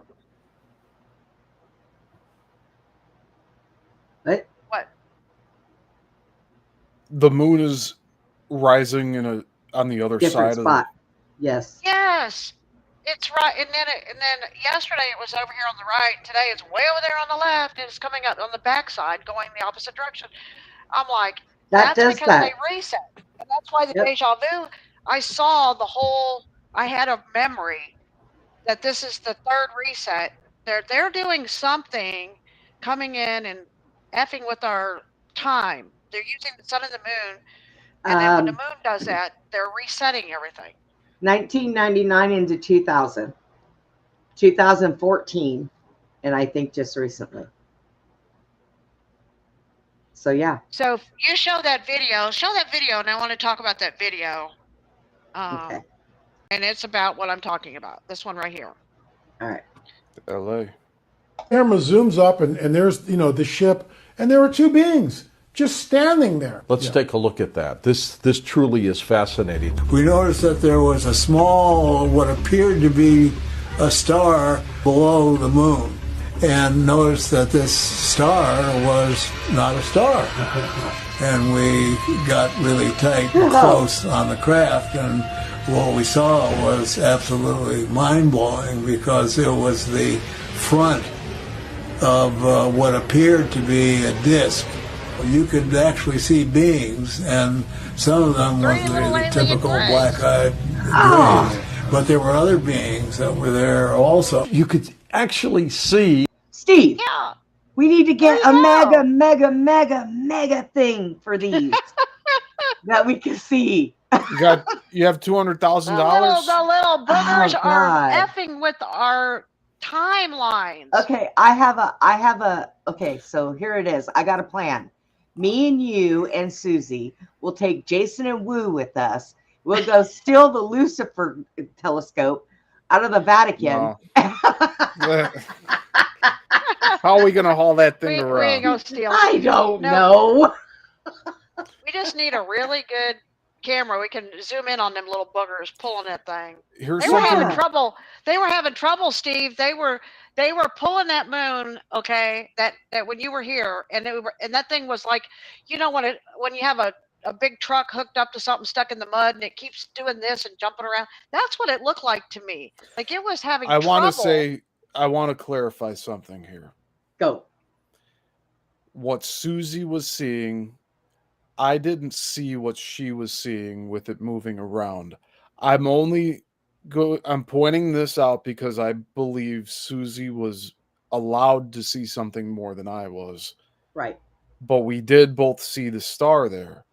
Yeah. Yeah. And I didn't see all the moving around like it was tug of warring with the thing. Now she's talked about that before you even went out there. There's been this is documented. People are shown things when they're even with a group of other people, right? That everyone else in the group, and this has happened to me too on separate occasions. They see things, or like I would see something that only one other person in like a group of 5 or 6 people would see, right? And it's like if you're allowed to see it, you'll see it.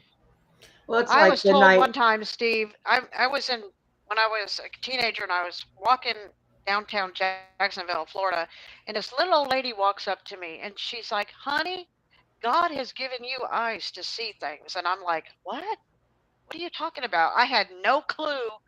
And then I went to they had this little church thing in somebody's house where they were like praying against demons, and this little lady, she's like, "Yes, God's given you eyes to see things."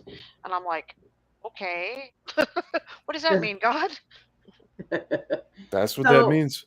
That's kind of like you could be pointing it out to people, and people be like, "What are you talking about?" Yeah, that's like the night we were on here, and behind Susie, I seen that big lit up angel. And everybody else that was on was like looking, and they're like, "Brenda, I don't see any wait a minute, there's little distortion, but I don't see anything else." Kept going off, but I seen it. Yeah, and I seen it standing there just as plain as day, right behind her. Angel, Brenda, that same exact angel that you described, it came when I got attacked by a giant demon one night. I was praying for a girl, and the next, that night, this demon came after me, and it was a long story, but that same angel was in it's like sparkly gold glitter. You could see through him. He had long blonde hair. He was like 6'6" or something. Really tall man, and very, that's the very same lit up. way you described him when you saw him. I said, "Yeah, I've seen him." Yeah.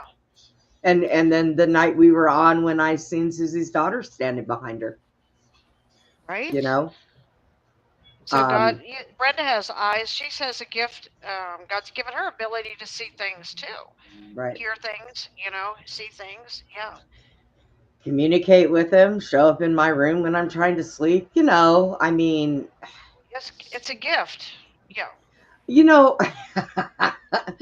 I used to think that when I was younger that I thought everybody seen the same things I seen. Of course, I was a little kid. I didn't know any different. And it took my mom to yell at me and my grandma to tell me, just keep seeing what you're seeing because you are seeing it. Okay? My mom didn't like it.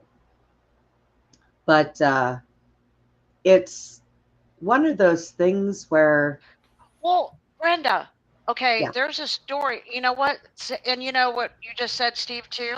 Certain people have, and I don't mean to interrupt. Do you want to finish what you were saying real quick, and then I'll come back? Go ahead. What your mom said. And also another thing that I think that I figured out, I always say I can see others, but I can't see a lot of my family members. But like I'll smell my mom's body perfume or lotion or something like that. But I figured it out. My mother, 2 of my uncles, they were cremated. So when they're around me, where did their soul go? Did it get trapped? Did it just... Because I don't see them in that lit form like I do other people that come to me when they've passed. So I think you're confusing a few things there. Well, honestly, let me tell you, I was told that sometimes when people, well, I wasn't told it, I read it, that sometimes when people are cremated, that the soul feels it and it hurts it. The flames hurt it. So it kind of makes me think, well, why is it that I can't see my family members, but I could see other people's family members? So somebody explain that to me. But I know also, Brenda, I've read when they're cremated, it can free the soul from the physical body and to not be trapped to it, and it releases it quicker. Yeah. Okay. I like these different perspectives here. Yeah, yeah. And then another thing is when they talk about ascending.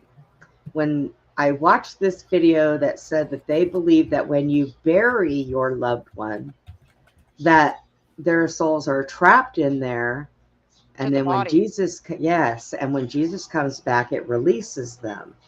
So am I seeing the trapped souls that are buried? Or am I seeing the released, that they are released? So I try to figure things out, and I will sit and look and look and look and look and try to find other things to answer my questions. I find some stuff that makes sense, but then some stuff that confuses me even more. And it's not like I have a new ability. I've had this all of my life. You'd think I'd have figured it out more by now, but there was other things when I was younger that I could do.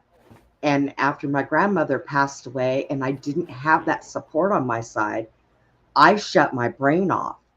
But what never went away was always seeing spirits. The things that did go away were, you talk about certain things. I could hear things in other people's minds.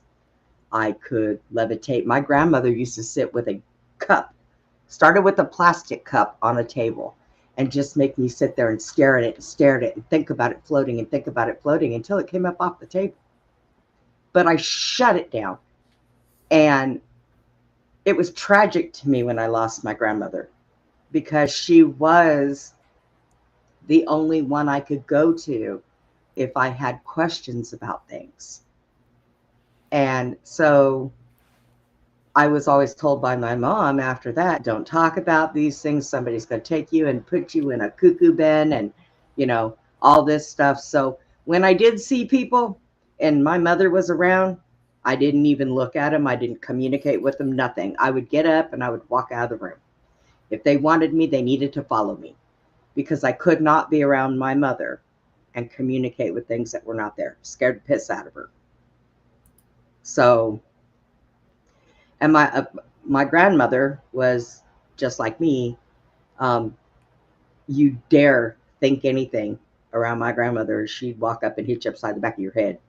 And she'd say, don't say that. And they'd be like, I didn't say anything. Yeah, you did. So, you know, and I guess they say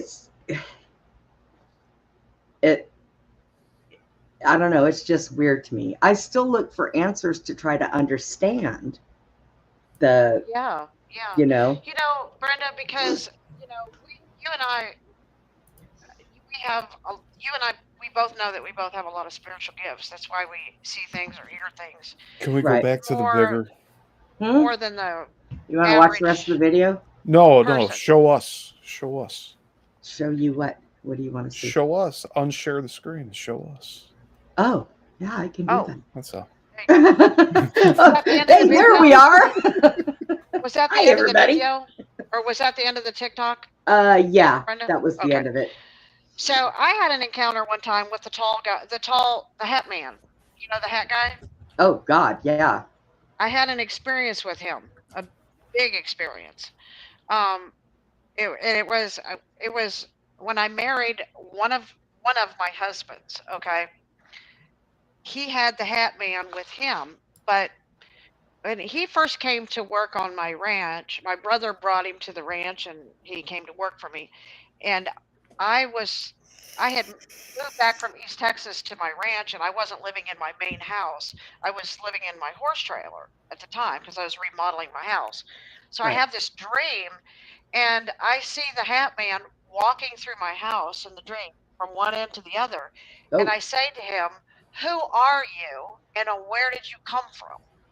And he doesn't say anything. So that was my dream, and I thought, well, that was weird. Well, so then my husband told me, when I told him about this dream at the time, he said, "Oh, that thing has followed me in my life or something." Oh. So me and my husband were having these fights and these problems because, we were not meant to be together. Okay. So, we were having these disagreements and stuff. And so I decided at this point in time, I was just going to get in my horse trailer and I was going to drive to Fort Worth, and I was going to stay up there for the whole horse futurity for 19 days and just get away from him. Okay. Right. And so I took Joel and me, we went up there. Well, while we were at the futurity, we decided to go to a couple of these churches, and I go to this meeting, and then I stayed and talked to these girls afterwards, and then I left the meeting. It was at this big hotel. I left this, and I was in the parking lot. I'm walking through the parking lot, and I hear footsteps behind me. And I turn around and I look, and there's the tall hat guy. I could see him just as he was a shadow man with a tall hat. He was following me, and I could hear his footsteps. He was following me in the parking lot from that church meeting. And I'm like, what the hell is that? Following me, that was like my husband's whatever dude following me. So I go back to my horse trailer and I start praying and binding that thing and everything. And the next day I go and meet with the girls from the church, and I told them the weird story. I said, this thing, I could hear it walking behind me, and I look back and it's like a ghost looking tall shadowy figure guy with that tall hat on. And they said to me, "Oh, that was with you?" And I'm like, "What?" "Yeah, we saw that standing in the back of the church. We didn't know where it came from or we didn't know it was with you." They had eyes to see it too. They saw the demon too. They were praying against it. They didn't, and that demon was following me because it was attached to my husband. Oh, I would have went right back there and said, "Hey, this is yours. Take it and move on." Yeah. Take it and get out. Have your little hat dude and yourself and beat on going down the road. And Paul, no thought, theory, or question is ever stupid in this chat at all. I think that using holy water helps, but you've got to pray. There's things that go with that. You can't just spray holy water on your window sills and say, "Whoop, that's it, I'm done." And a lot of times, salt does help. So, well, certain people, Brenda, are, they have generational demons, or they have demons that they've invited into their life, and there's no amount of anything can get rid of these things if they don't want to get rid of them. So, right. True. True. Yeah, you could, there's this story in there where it says, sometimes they cast the devil out of somebody, and he goes away for a while. Back. And the house is clean, and he brings 7 more demons worse than himself, and so the guy ends up in a worse condition. So praying for somebody is not the answer unless that person wants to get rid of it. And it's just like cigarettes. Okay, like I can tell you this story where I was praying. I smoked for 9 years, right? And I was praying that I could quit cigarettes. So I go to this revival in Jacksonville, Florida, at this Reverend Jimmy Dobbs church, and so I bought a pack of cigarettes that morning, and I had these little old ladies pick me up and take me to church. I smoked 1 cigarette, put it back in my pack. I go to the church meeting, and I go through the line, and they pray for me, and I thought, well, I didn't get a miracle. Well, then afterwards, I reached in my purse to get my cigarettes, and they were gone. Vanished out of my purse. And I'm like, what? So the next week on a Sunday, I call the little old ladies. They come pick me up. I bought a pack of cigarettes, and like I said, I've been praying, God help me quit smoking. So I go to the church, and I go to the meeting, and then when I go out, I made sure, man, my cigarettes. I bought those cigarettes that morning. Were in my purse, locked in there. I walk out of the church, and my cigarettes were gone again. And then I heard the Lord say to me, I can take those cigarettes away from you all day long, but until you decide to quit, they're not going anywhere. Yep. So that's right. Same with the demons. You got to make up your mind. It's the same way with people that do drugs. You can go check yourself into a hoity-toity place to help you get clean off of drugs, but if you're not ready to put them down, it ain't going to help. You're going to go right back to it because that demon just has to be fed. Yeah, you got to make that decision. Nobody can cast a demon out of you unless you make that decision. You're done with it. Yeah. Yep. Yeah. Steve's awfully quiet. Yeah, I'm looking for Texas in the chat. I don't see Texas here, but Paul is talking to them like. It might be on because I have 2 YouTube channels that this comes out on. Oh. Yeah. All right. I thought that I pushed the button to take the one off, but I might not have. Let me see. Sorry.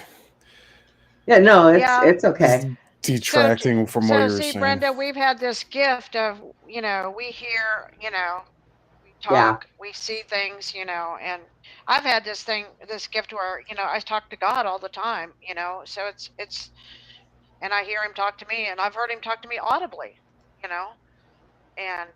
when I finally did quit cigarettes, I was sitting in my truck one day, and I was praying for somebody, and I was smoking Benson and Hedges menthol. That's what I smoked, right? And I was smoking a cigarette, and God said to me in an audible voice, he said, "You're a hypocrite." And I'm like, oh my God, God just called me a hypocrite. I'm like, that's like the worst thing ever. Oh my God, he said, you put that cigarette out, it'll be the last one you ever smoke. Man, I just put that thing out. It was only, I had a lot of that cigarette left. Man, I put that thing out. I never smoked another cigarette the rest of my life. I'm like, I could not even believe that God called me a hypocrite. Because I don't know why he called me. I guess because I kept praying to quit smoking. Okay, if you keep asking God for something and then I never made the effort to do it myself, he's like, that's a hypocrite. Susie, God called you out. Called you out. He did. He's like, quit asking me for something. Do it yourself. Right? Quit being a hypocrite. If you want to quit, quit. It's like I'm calling this girl out. I'm tired of this. I'm like, okay, gotcha. That was the end of that, you know. I got the point real quick. Yeah. Right? So, let me see what time it is. Ooh. So tomorrow night, we are going to do Susie's story time, biblical, fallen angels, false gods, different stuff like that. Right, Susie? Am I right? Did I hit that right? Yes, I have some information connecting some of the Greek gods, the Norse gods, and biblical gods, all tied into one. You know, all interlinking to be the same being, like a shapeshifter or whatever, same being with different names. You know? Right. Seems to be a lot of that going on. You know, yeah, a lot of trickery going on out there. Yeah, the more research we do, the more we find that there are a lot of things that add and lead into the same. I mean, it's crazy. Yeah. I don't, you know, is the problems we're having not as big as what they may look? What is that? Oh, a book. What book is that? You know damn well I can't see that. What'd you get, Steve? What does it say, Steve? Okay, Rebecca said, I can't believe that God overrode your free will. I don't think he overrid he just reminded me that I need to do what I say I want to do. You know? Yeah. Yeah. I kept asking him for it, but he's like, no, you need to do it because you're the one that he told me before I had to make the decision to do it. Why am I keep asking him to do something I'm not willing to do, you know? True. Oh, so Steve has got stuff from, look at that book. Oh my goodness. Okay, yeah. Oh, Norse there legends. you go. All right, Steve. Have you been reading it at all? Not yet. Wow. Not yet.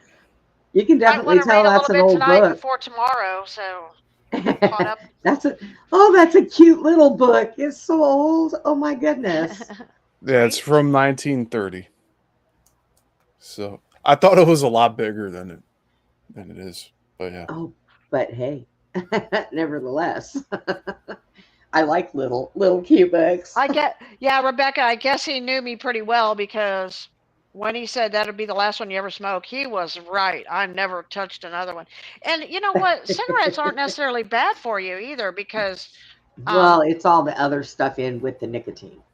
Yeah, that's the true. Nicotine's you know that, the natural thing, but the tar and all the other chemicals. You can look this up. They put pig's blood in filters. Yeah. Right. Yeah. That's disgusting. Yep. I do remember saying that. So you're healthier if you just smoke it without the filters, you know. That kind of reminds me when I first started smoking, I smoked Camel non-filters. Paid 75 cents a pack. Right. That's pretty bad. I got menthol in my vape. Well, cigarettes are. I have watermelon cherry. That's people have nicotine factors, and it gets rid of the parasites. So I mean, basically, you need the nicotine to kill the parasites. So it's probably healthier if you take it a different way, like do the wormers or whatever. But I'm just saying, or you can do it that way. But people who smoke actually pretty healthy. I mean, as far as parasites wise, just saying. For the most part. But, most part. I mean, there was some interesting stuff I found out when they came and did my my check for the month. The woman that came sat and talked to me, and she's going over all my medical, and I'm like, yeah, I know I haven't had my mammogram done yet. I know I haven't went to the gynecologist yet. She goes, well, then don't. And I kind of backed my head up and looked at her funny, and she said, I argue every time because I make them do a sonogram, and they sit there and try to tell me they're not exactly seeing what they can if they do a mammogram. But so she studied, and she found out that when they do mammograms, they put more radiation in your body than when they do Those are sonogram. bad for you. Yeah. Then she turned around and told me that the little sticks that they use when they do your, OB visit, they're filled with chemicals that cause cancer. So I'm like, yeah, well, that won't be happening anymore then. Thank you very much. You got to question everything anymore. Yeah. I'm just saying, how stupid. I mean, we are all a bunch of Well, let's just blame it on the aliens, okay? The little gray guys are messing us all up. Between them and our government, and them that are in our government. Good God Almighty. Leave us alone. Crying out loud. Without us, you people would be poor. I'm just saying. We work for you. You're supposed to work for us. That's a fact. I know, right? They think, oh, well, we can get rid of all these people. We can have AI turn around and work for us. Really? Till AI gets smart enough and says, you know what? I'm done with you. Then what? Or a little gray guy takes over AI, right? AI is not consciousness, though. Not yet. No, not ever. You never know. Not till a little gray takes over it, Steve. Yeah. They say that we're not going to have a debate on this. There's no soul that will ever go into AI. Oh no, there is no soul. AI has no soul. That you are correct. But it can manipulate anything, whether it's mechanical or physical. It can learn from itself and then keep learning and be so superior in brain power. Anything can get possessed. Yeah. Not yet. How do you know? No, Steve. I'm just saying, listen, look into the future of AI. They did it 10 years ago. They allowed it to input its own information and they shut it down. Why? Because it was learning. Because it was learning, correct? All the current engines that are out right now, no, it doesn't self-learn. Everything is user input oriented. That's why you have these really liberal grok AI, like they won't talk about anything that's taboo regarding World War II. Well, like it's built into the programming. It's just like any other program on a computer. It's like my editing software is not going to learn how to edit better on its own. No, but remember how much Steve, advanced it's really they are. You have to be a little broader than that, because even a doll can get possessed by a demon. Okay. So well, there you go, and that's it where can get possessed by a demon. Yes, it can. Anything can. Brenda, it's not going to be this. Hi, I'm a demon and I can learn now. No, it's not. It's just going to be this, like what Susie said, just this possession. Yeah. And well, we're not going to be interacting. I hope you don't go and invite it into your house to be like, hey, look, I'm feeding it. Look, it's learning how to eat now. But look, like, they can't be doing this. They have AI robots building other AI robots, okay? They have already started putting robots in people's homes. You see people walking down the street with some of them. They use the dogs, the robot dogs in New York. Come on. I mean, they are, what'd you say, 100 years more advanced with technology than what they let us know. You don't know what they're doing because they're bullshitters and they don't tell us crap. So the stuff that we see right now it's not anything that could be automated that would have its own intelligence. The stuff we see now, that we see the stuff we see. You're not going to make me stuff paranoid. That they keep from us. I'm not going to make you paranoid. I ain't doing it to make you paranoid.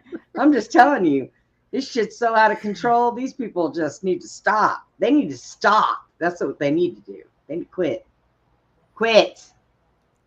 Anyways. How far along do you think they are? I think they're so far along to where they have weapons that can take out these interdimensional beings that are not ran with bullets. I think that they have weapons that they can use to capture beings. Hey, Brenda, do you remember the 1562 UFO battle over Nuremberg, Germany? Do you remember that? No, I don't think I've seen that one.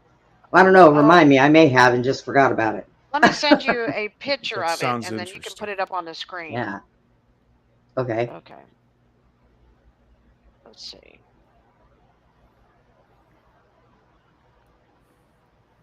Yes, Randy, laser and frequency weapons. But I think that they're a little bit more than that. Ultimately, any of these developed programs, machines, they're always, and even these interdimensional beings, they're always going to rely on getting our input. Like, I don't ever think it's going to be solely independent of us. We are the central focus on a lot of these things, if not the central focus of life. It's like how, like they're constantly fascinated by, like, what'd you say? 15? It was the year 1561, a celestial phenomenon over Nuremberg. You should put On that April, photo up, Brenda. I'm going to send it to you, Brenda. Hang on. And then I'm gonna, okay. I know what you're talking about, Susie.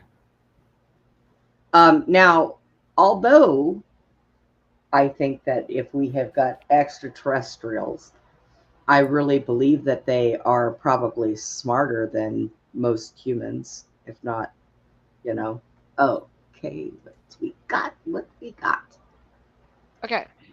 On April of 1561, broadsheet by Hans Glasser described a mass sighting of celestial phenomena, unidentified flying objects, UFO, over Nuremberg, then a free imperial city of the Holy Roman Empire. Ufologists have speculated that these phenomena have been extraterrestrial spacecraft. Skeptics assert that the phenomena was likely to have been another atmospheric phenomena such as the sundog, although the print does not fit the usual classical description of the phenomena. So what it was swords, missile-like things, UFOs fighting in the sky. Is this the right one? Yeah, that's not the right one. I sent it to you. There it is, right there. This one right here. There it is. Click on the picture. Click on the picture. Click on that picture. So this was what the people of Nuremberg saw happening in the sky. And they were ships fighting and UFOs fighting and crashing to the ground. They thought it was the end of the world. These people thought the world was coming to an end. Yeah. And this was in the 1500s. So is that where they came up with the old saying of the sky is falling, the sky is falling? I don't know, but it says they were witnesses observed hundreds of spears, cylinders,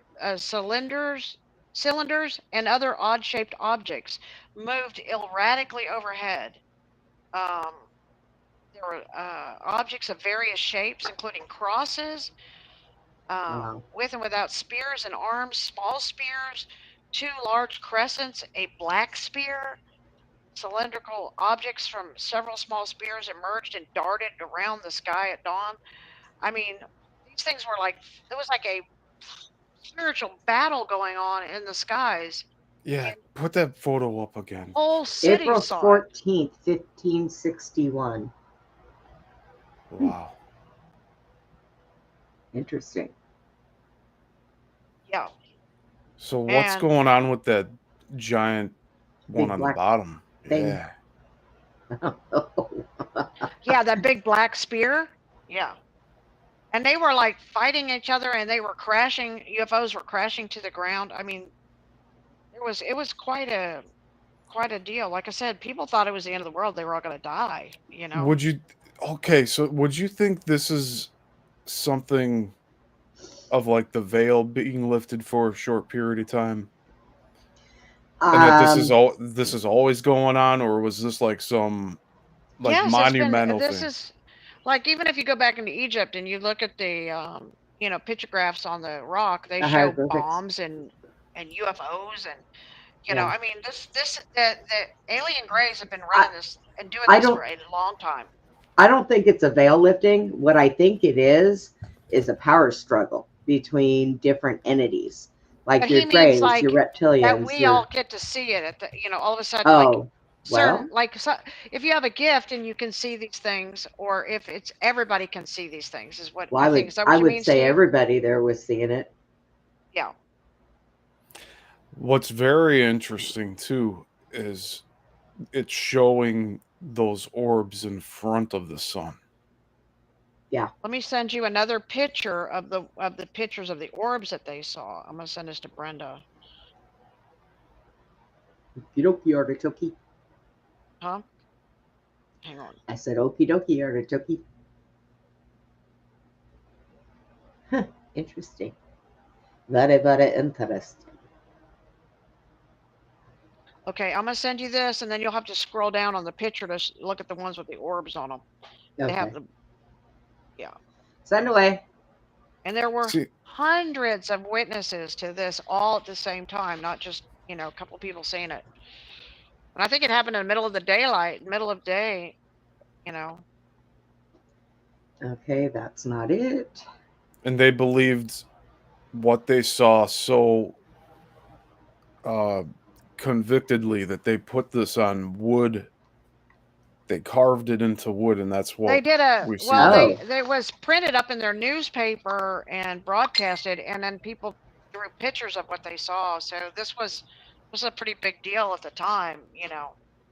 All these witnesses saw this. So these there it are is. There's them. the orbs. Yeah. The blue, the red, still in front of the Black, sun, Steve. Red orbs, yeah. So, you know, back there, they had to paint or draw these pictures because they didn't have photography. I hope everybody knows that. Yeah, this is in the 1500s, people. Wow. What else is down here? So it was like a spiritual battle because they said they were fighting in the skies, and things were crashing to the ground, or, you know, I don't know if there was, but they saw these things. And I think that's where Hitler came from, Nuremberg. That was the town he came from later. But yeah, so maybe this had something to do with what was fixing to happen to the Jewish race, you know, and Hitler, because there was this huge spiritual battle that took place in the skies first. You know, I kind of had a feeling it had something to do with what was coming down the road, you know. Yeah. Because of the location of it, Nuremberg, Germany. Yeah. Brian, we're sorry that your dog is having problems. That's horrible. I know how that feels, man. Anytime Putin gets sick, I freak out. He snores funny. I think he stops breathing. The World Banks plan all of our wars. Yeah. And the celestial plane probably felt that was going to be. At 1561 at daybreak, between 4 and 5 a.m., a dreadful apparition occurred on the sun. And then it was seen in Nuremberg, in the city, before the gates, and in the country by many men and women. At first it appeared in the middle of the sun, two blood red semicircular arcs, just like the moon in its last quarter. And in the sun above and below, and on both sides, the color was blood. And there stood a round ball of partly dull, partly black, furious color. Likewise, there stood on both sides, and as a torus about the sun, such red, blood red ones, and other balls in large number, about 3 in a line and 4 in a square. Also some alone. In between these globes, there was visible few blood red crosses, between which there were blood red stripes, becoming thicker to the rear and to the front, malleable like the rods of reed grass, which are intermingled among them. 2 big rods, one on the right and the other on the left. Within a small and big rods, there were 3, also 4 and more globes. But this article just goes on, and it says here, it says, the small and large rods flew into the sun. Besides the globes, they flew back and forth among themselves and fought vehemently, and each with each other for over an hour. And then the conflict in and again out of the sun and most intense. They became fatigued to such an extent that they all, as said above, fell from the sun down to the earth, as if they were burned, and then they wasted away on the earth with immense smoke. After all this, there was something like a black spear, very long and thick-sided. The shaft pointed to the east, the point pointed west.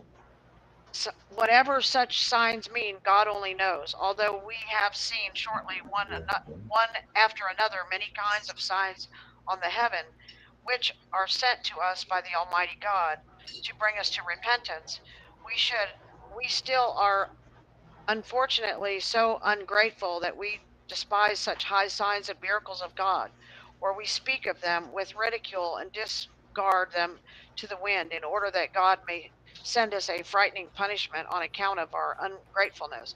After all, the God-fearing will by no means discard these signs, but will take it to heart as a warning of their merciful Father in heaven. We mend our lives and faithfully beg God that he may avert his wrath, including a well-deserved punishment on us, so that we may temporarily here and permanently here live as his children. This was written back in the 1500s by these people. So so I mean, that had to be terrifying for those people, because I mean, 1500s, they didn't have cars and airplanes, and and they're seeing all this going on in the skies. They're trying to comprehend what was going on. So this was written by Hans Glasser, and a letter printer of Nuremberg. He was a letter printer, so I guess he had a printing press or something. Printed his article and the pictures that people had drawn of it. Well, September they're doing a dog walking challenge. Huh? The ad just popped up in front of my face. It said September is dog walking challenge. So apparently that is just too hot out here in Texas. I'm just saying. But well, that's pretty neat. Hey, Steve kind of got to hear some new stuff here today. Yeah. Interesting. You all right? Yeah, I was sharing my thought, and Susie just went. Oh, you just went on and on. So I had to shut up. Thanks, Susie. Share your thought. Share your thought. I was just talking about what Susie was mentioning with the celestial event possibly foreshadowing future events, like with World War II. But there's a lot of it'll get too sidetracked talking about it all. Basically, the newspapers were reporting certain numbers of deaths way before World War II. Right. And there were a lot more deaths in other countries around that same time. But to get to what I was trying to say with that was the celestial beings may have sensed the mass death of people during that time. So there's something to that.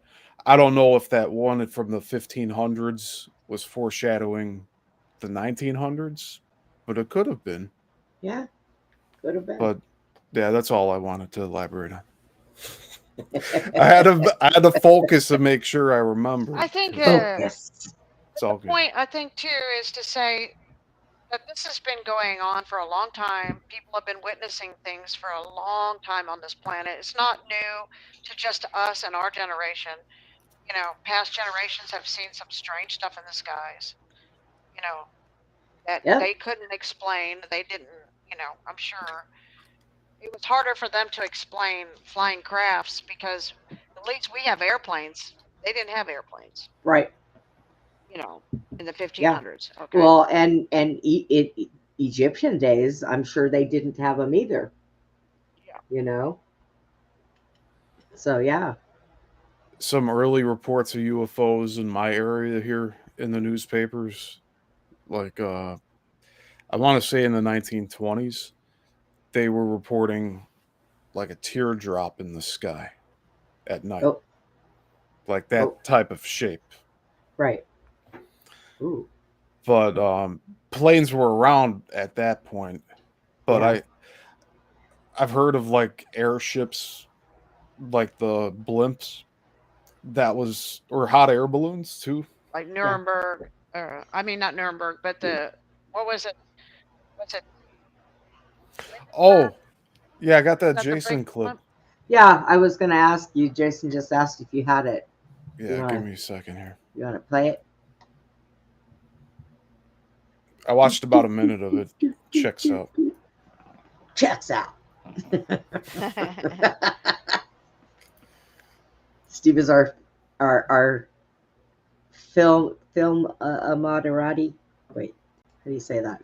I like that word. Brand new word. Film Maserati. Film Maserati. Oh.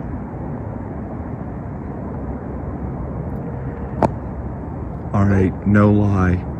I'm on my back porch. I heard someone stomping in the woods. Something huge. That's creepy. Oh, I can hear it. And red eyes.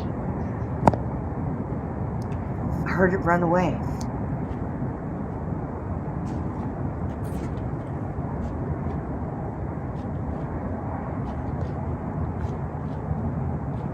Why is it coming closer? I have no idea what this is. It's like right up here. I'm not gonna lie. I'm a little freaking spooked right now. Go in the house. He wants to film it, right? You can't. Like, I'm not afraid of you. oh, there you go. Show yourself. Careful. Careful what you ask for. Man, it looks like a face in I stood my ground. I saw your eyes. The eyes were not visible. I couldn't see anything. I had my flashlight on. I couldn't see anything. This thing is big. I'm not that high off the ground, but I'm high enough to where I thought it couldn't attack me until I saw how high its eyes were. There it is.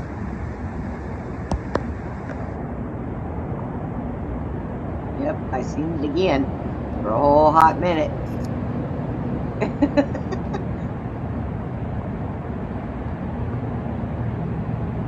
It's an alien gray shapeshifter again. Very large one.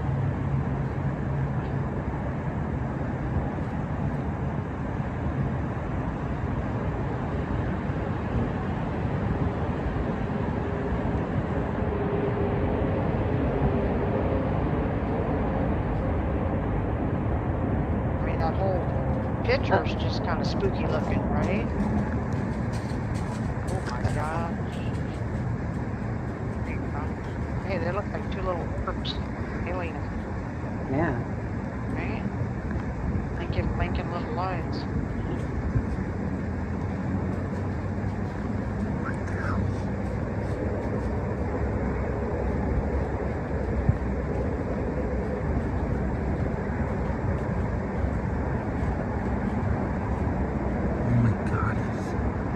The light on those Sounds bushes. like it's walking up here. I don't know if you can hear this. I'm trying to be quiet. Trying to be quiet.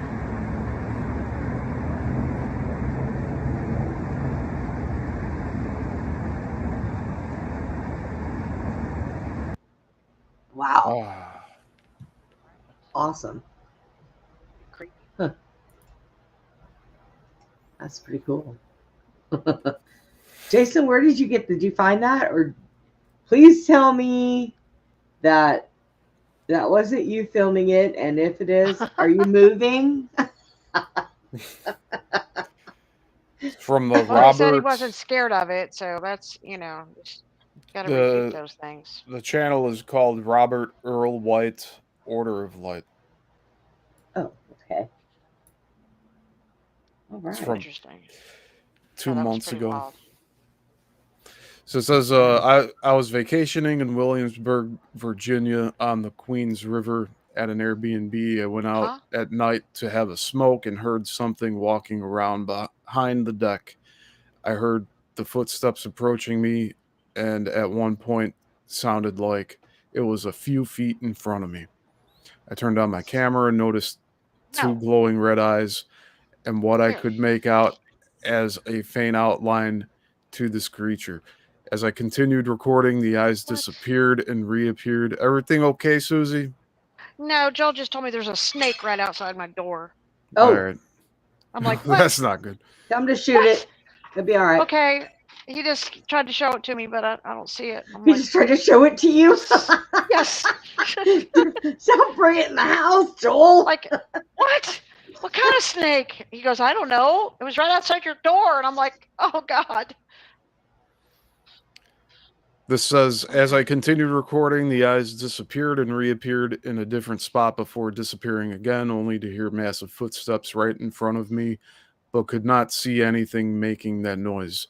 Hearing the steps but not seeing anything really put me on edge, but I stood my ground to document what I believe was a skinwalker. It was a terrifying experience that had me scratching my head wondering, what did I capture? And ask people to email.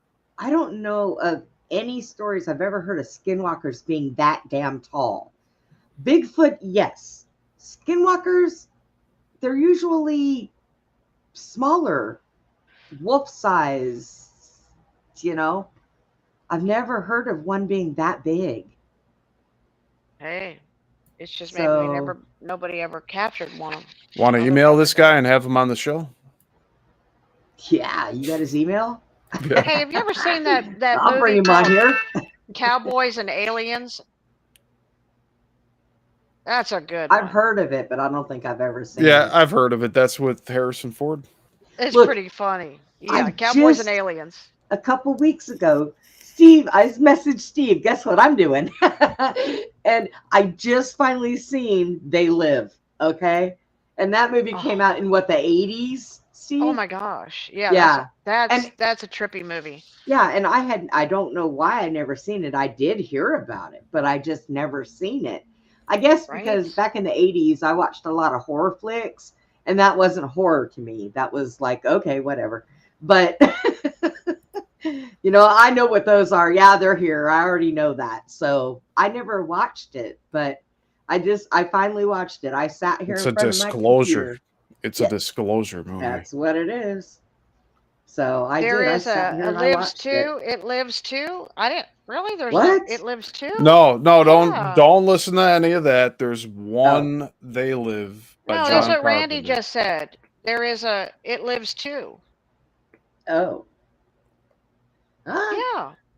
Well, they're remaking everything. He's like, yep. Let's see how much lying they did in that one. Because see, if you notice in the 80s when they put movies out to put the truth out in front of us, when they redo them and they make new ones, they take a lot of shit out and then they make it sound how do you put it? Well, it's just probably another Mandela change. A lot of faults. People want first edition books. Yes. Because the revised editions end up taking things out.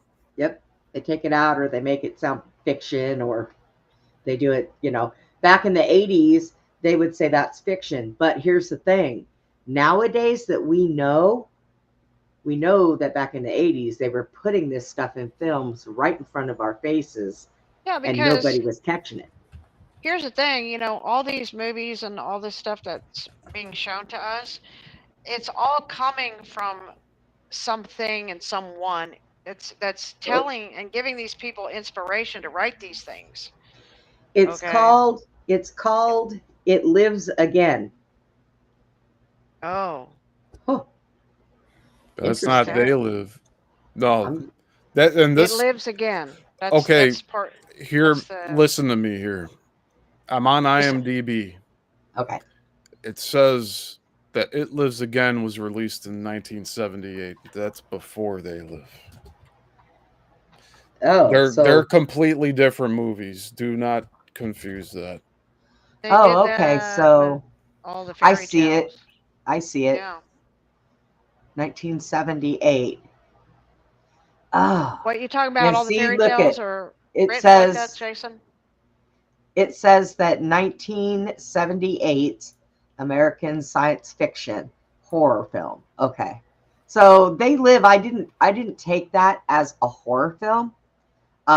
It was like to me, it was almost like a documentary. It was a documentary to Honestly. me. Yeah. Yeah, because the guy was like, "No, that's real. It's really real." There, but I read some of the stuff about that, and they were saying that the people that did the movie showed the faces of these things, but they did it a little different than what they really look like. It was just their way of Hollywooding it, you know. Oh yeah. But they probably look like reptilians, is what I thought, you know, in reality. Listen to this description of They Live. Okay. They influence our decisions without us knowing it. They numb our senses without us feeling it. Yeah.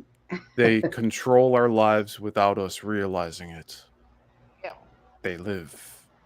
Yeah. Well, that's how the authorities the false gods that have been ruling have used the authorities of this world to do that very thing: destroy books, erase history, rewrite everything. Locks older people up in cuckoo beds at nursing homes because they don't want them talking to the younger people and telling them exactly what's really going on. Yeah. Of course. It kind of makes me wonder, way back in the day when they used to have all those big asylums open and all those people that they put in there. And it's like, surely there was not that many crazy people out there. But then they get them in there because they told stories like this, and then they doped them up and kept them that way, or gave them stuff to drive them crazy. They were doing. I want to say it was half and half.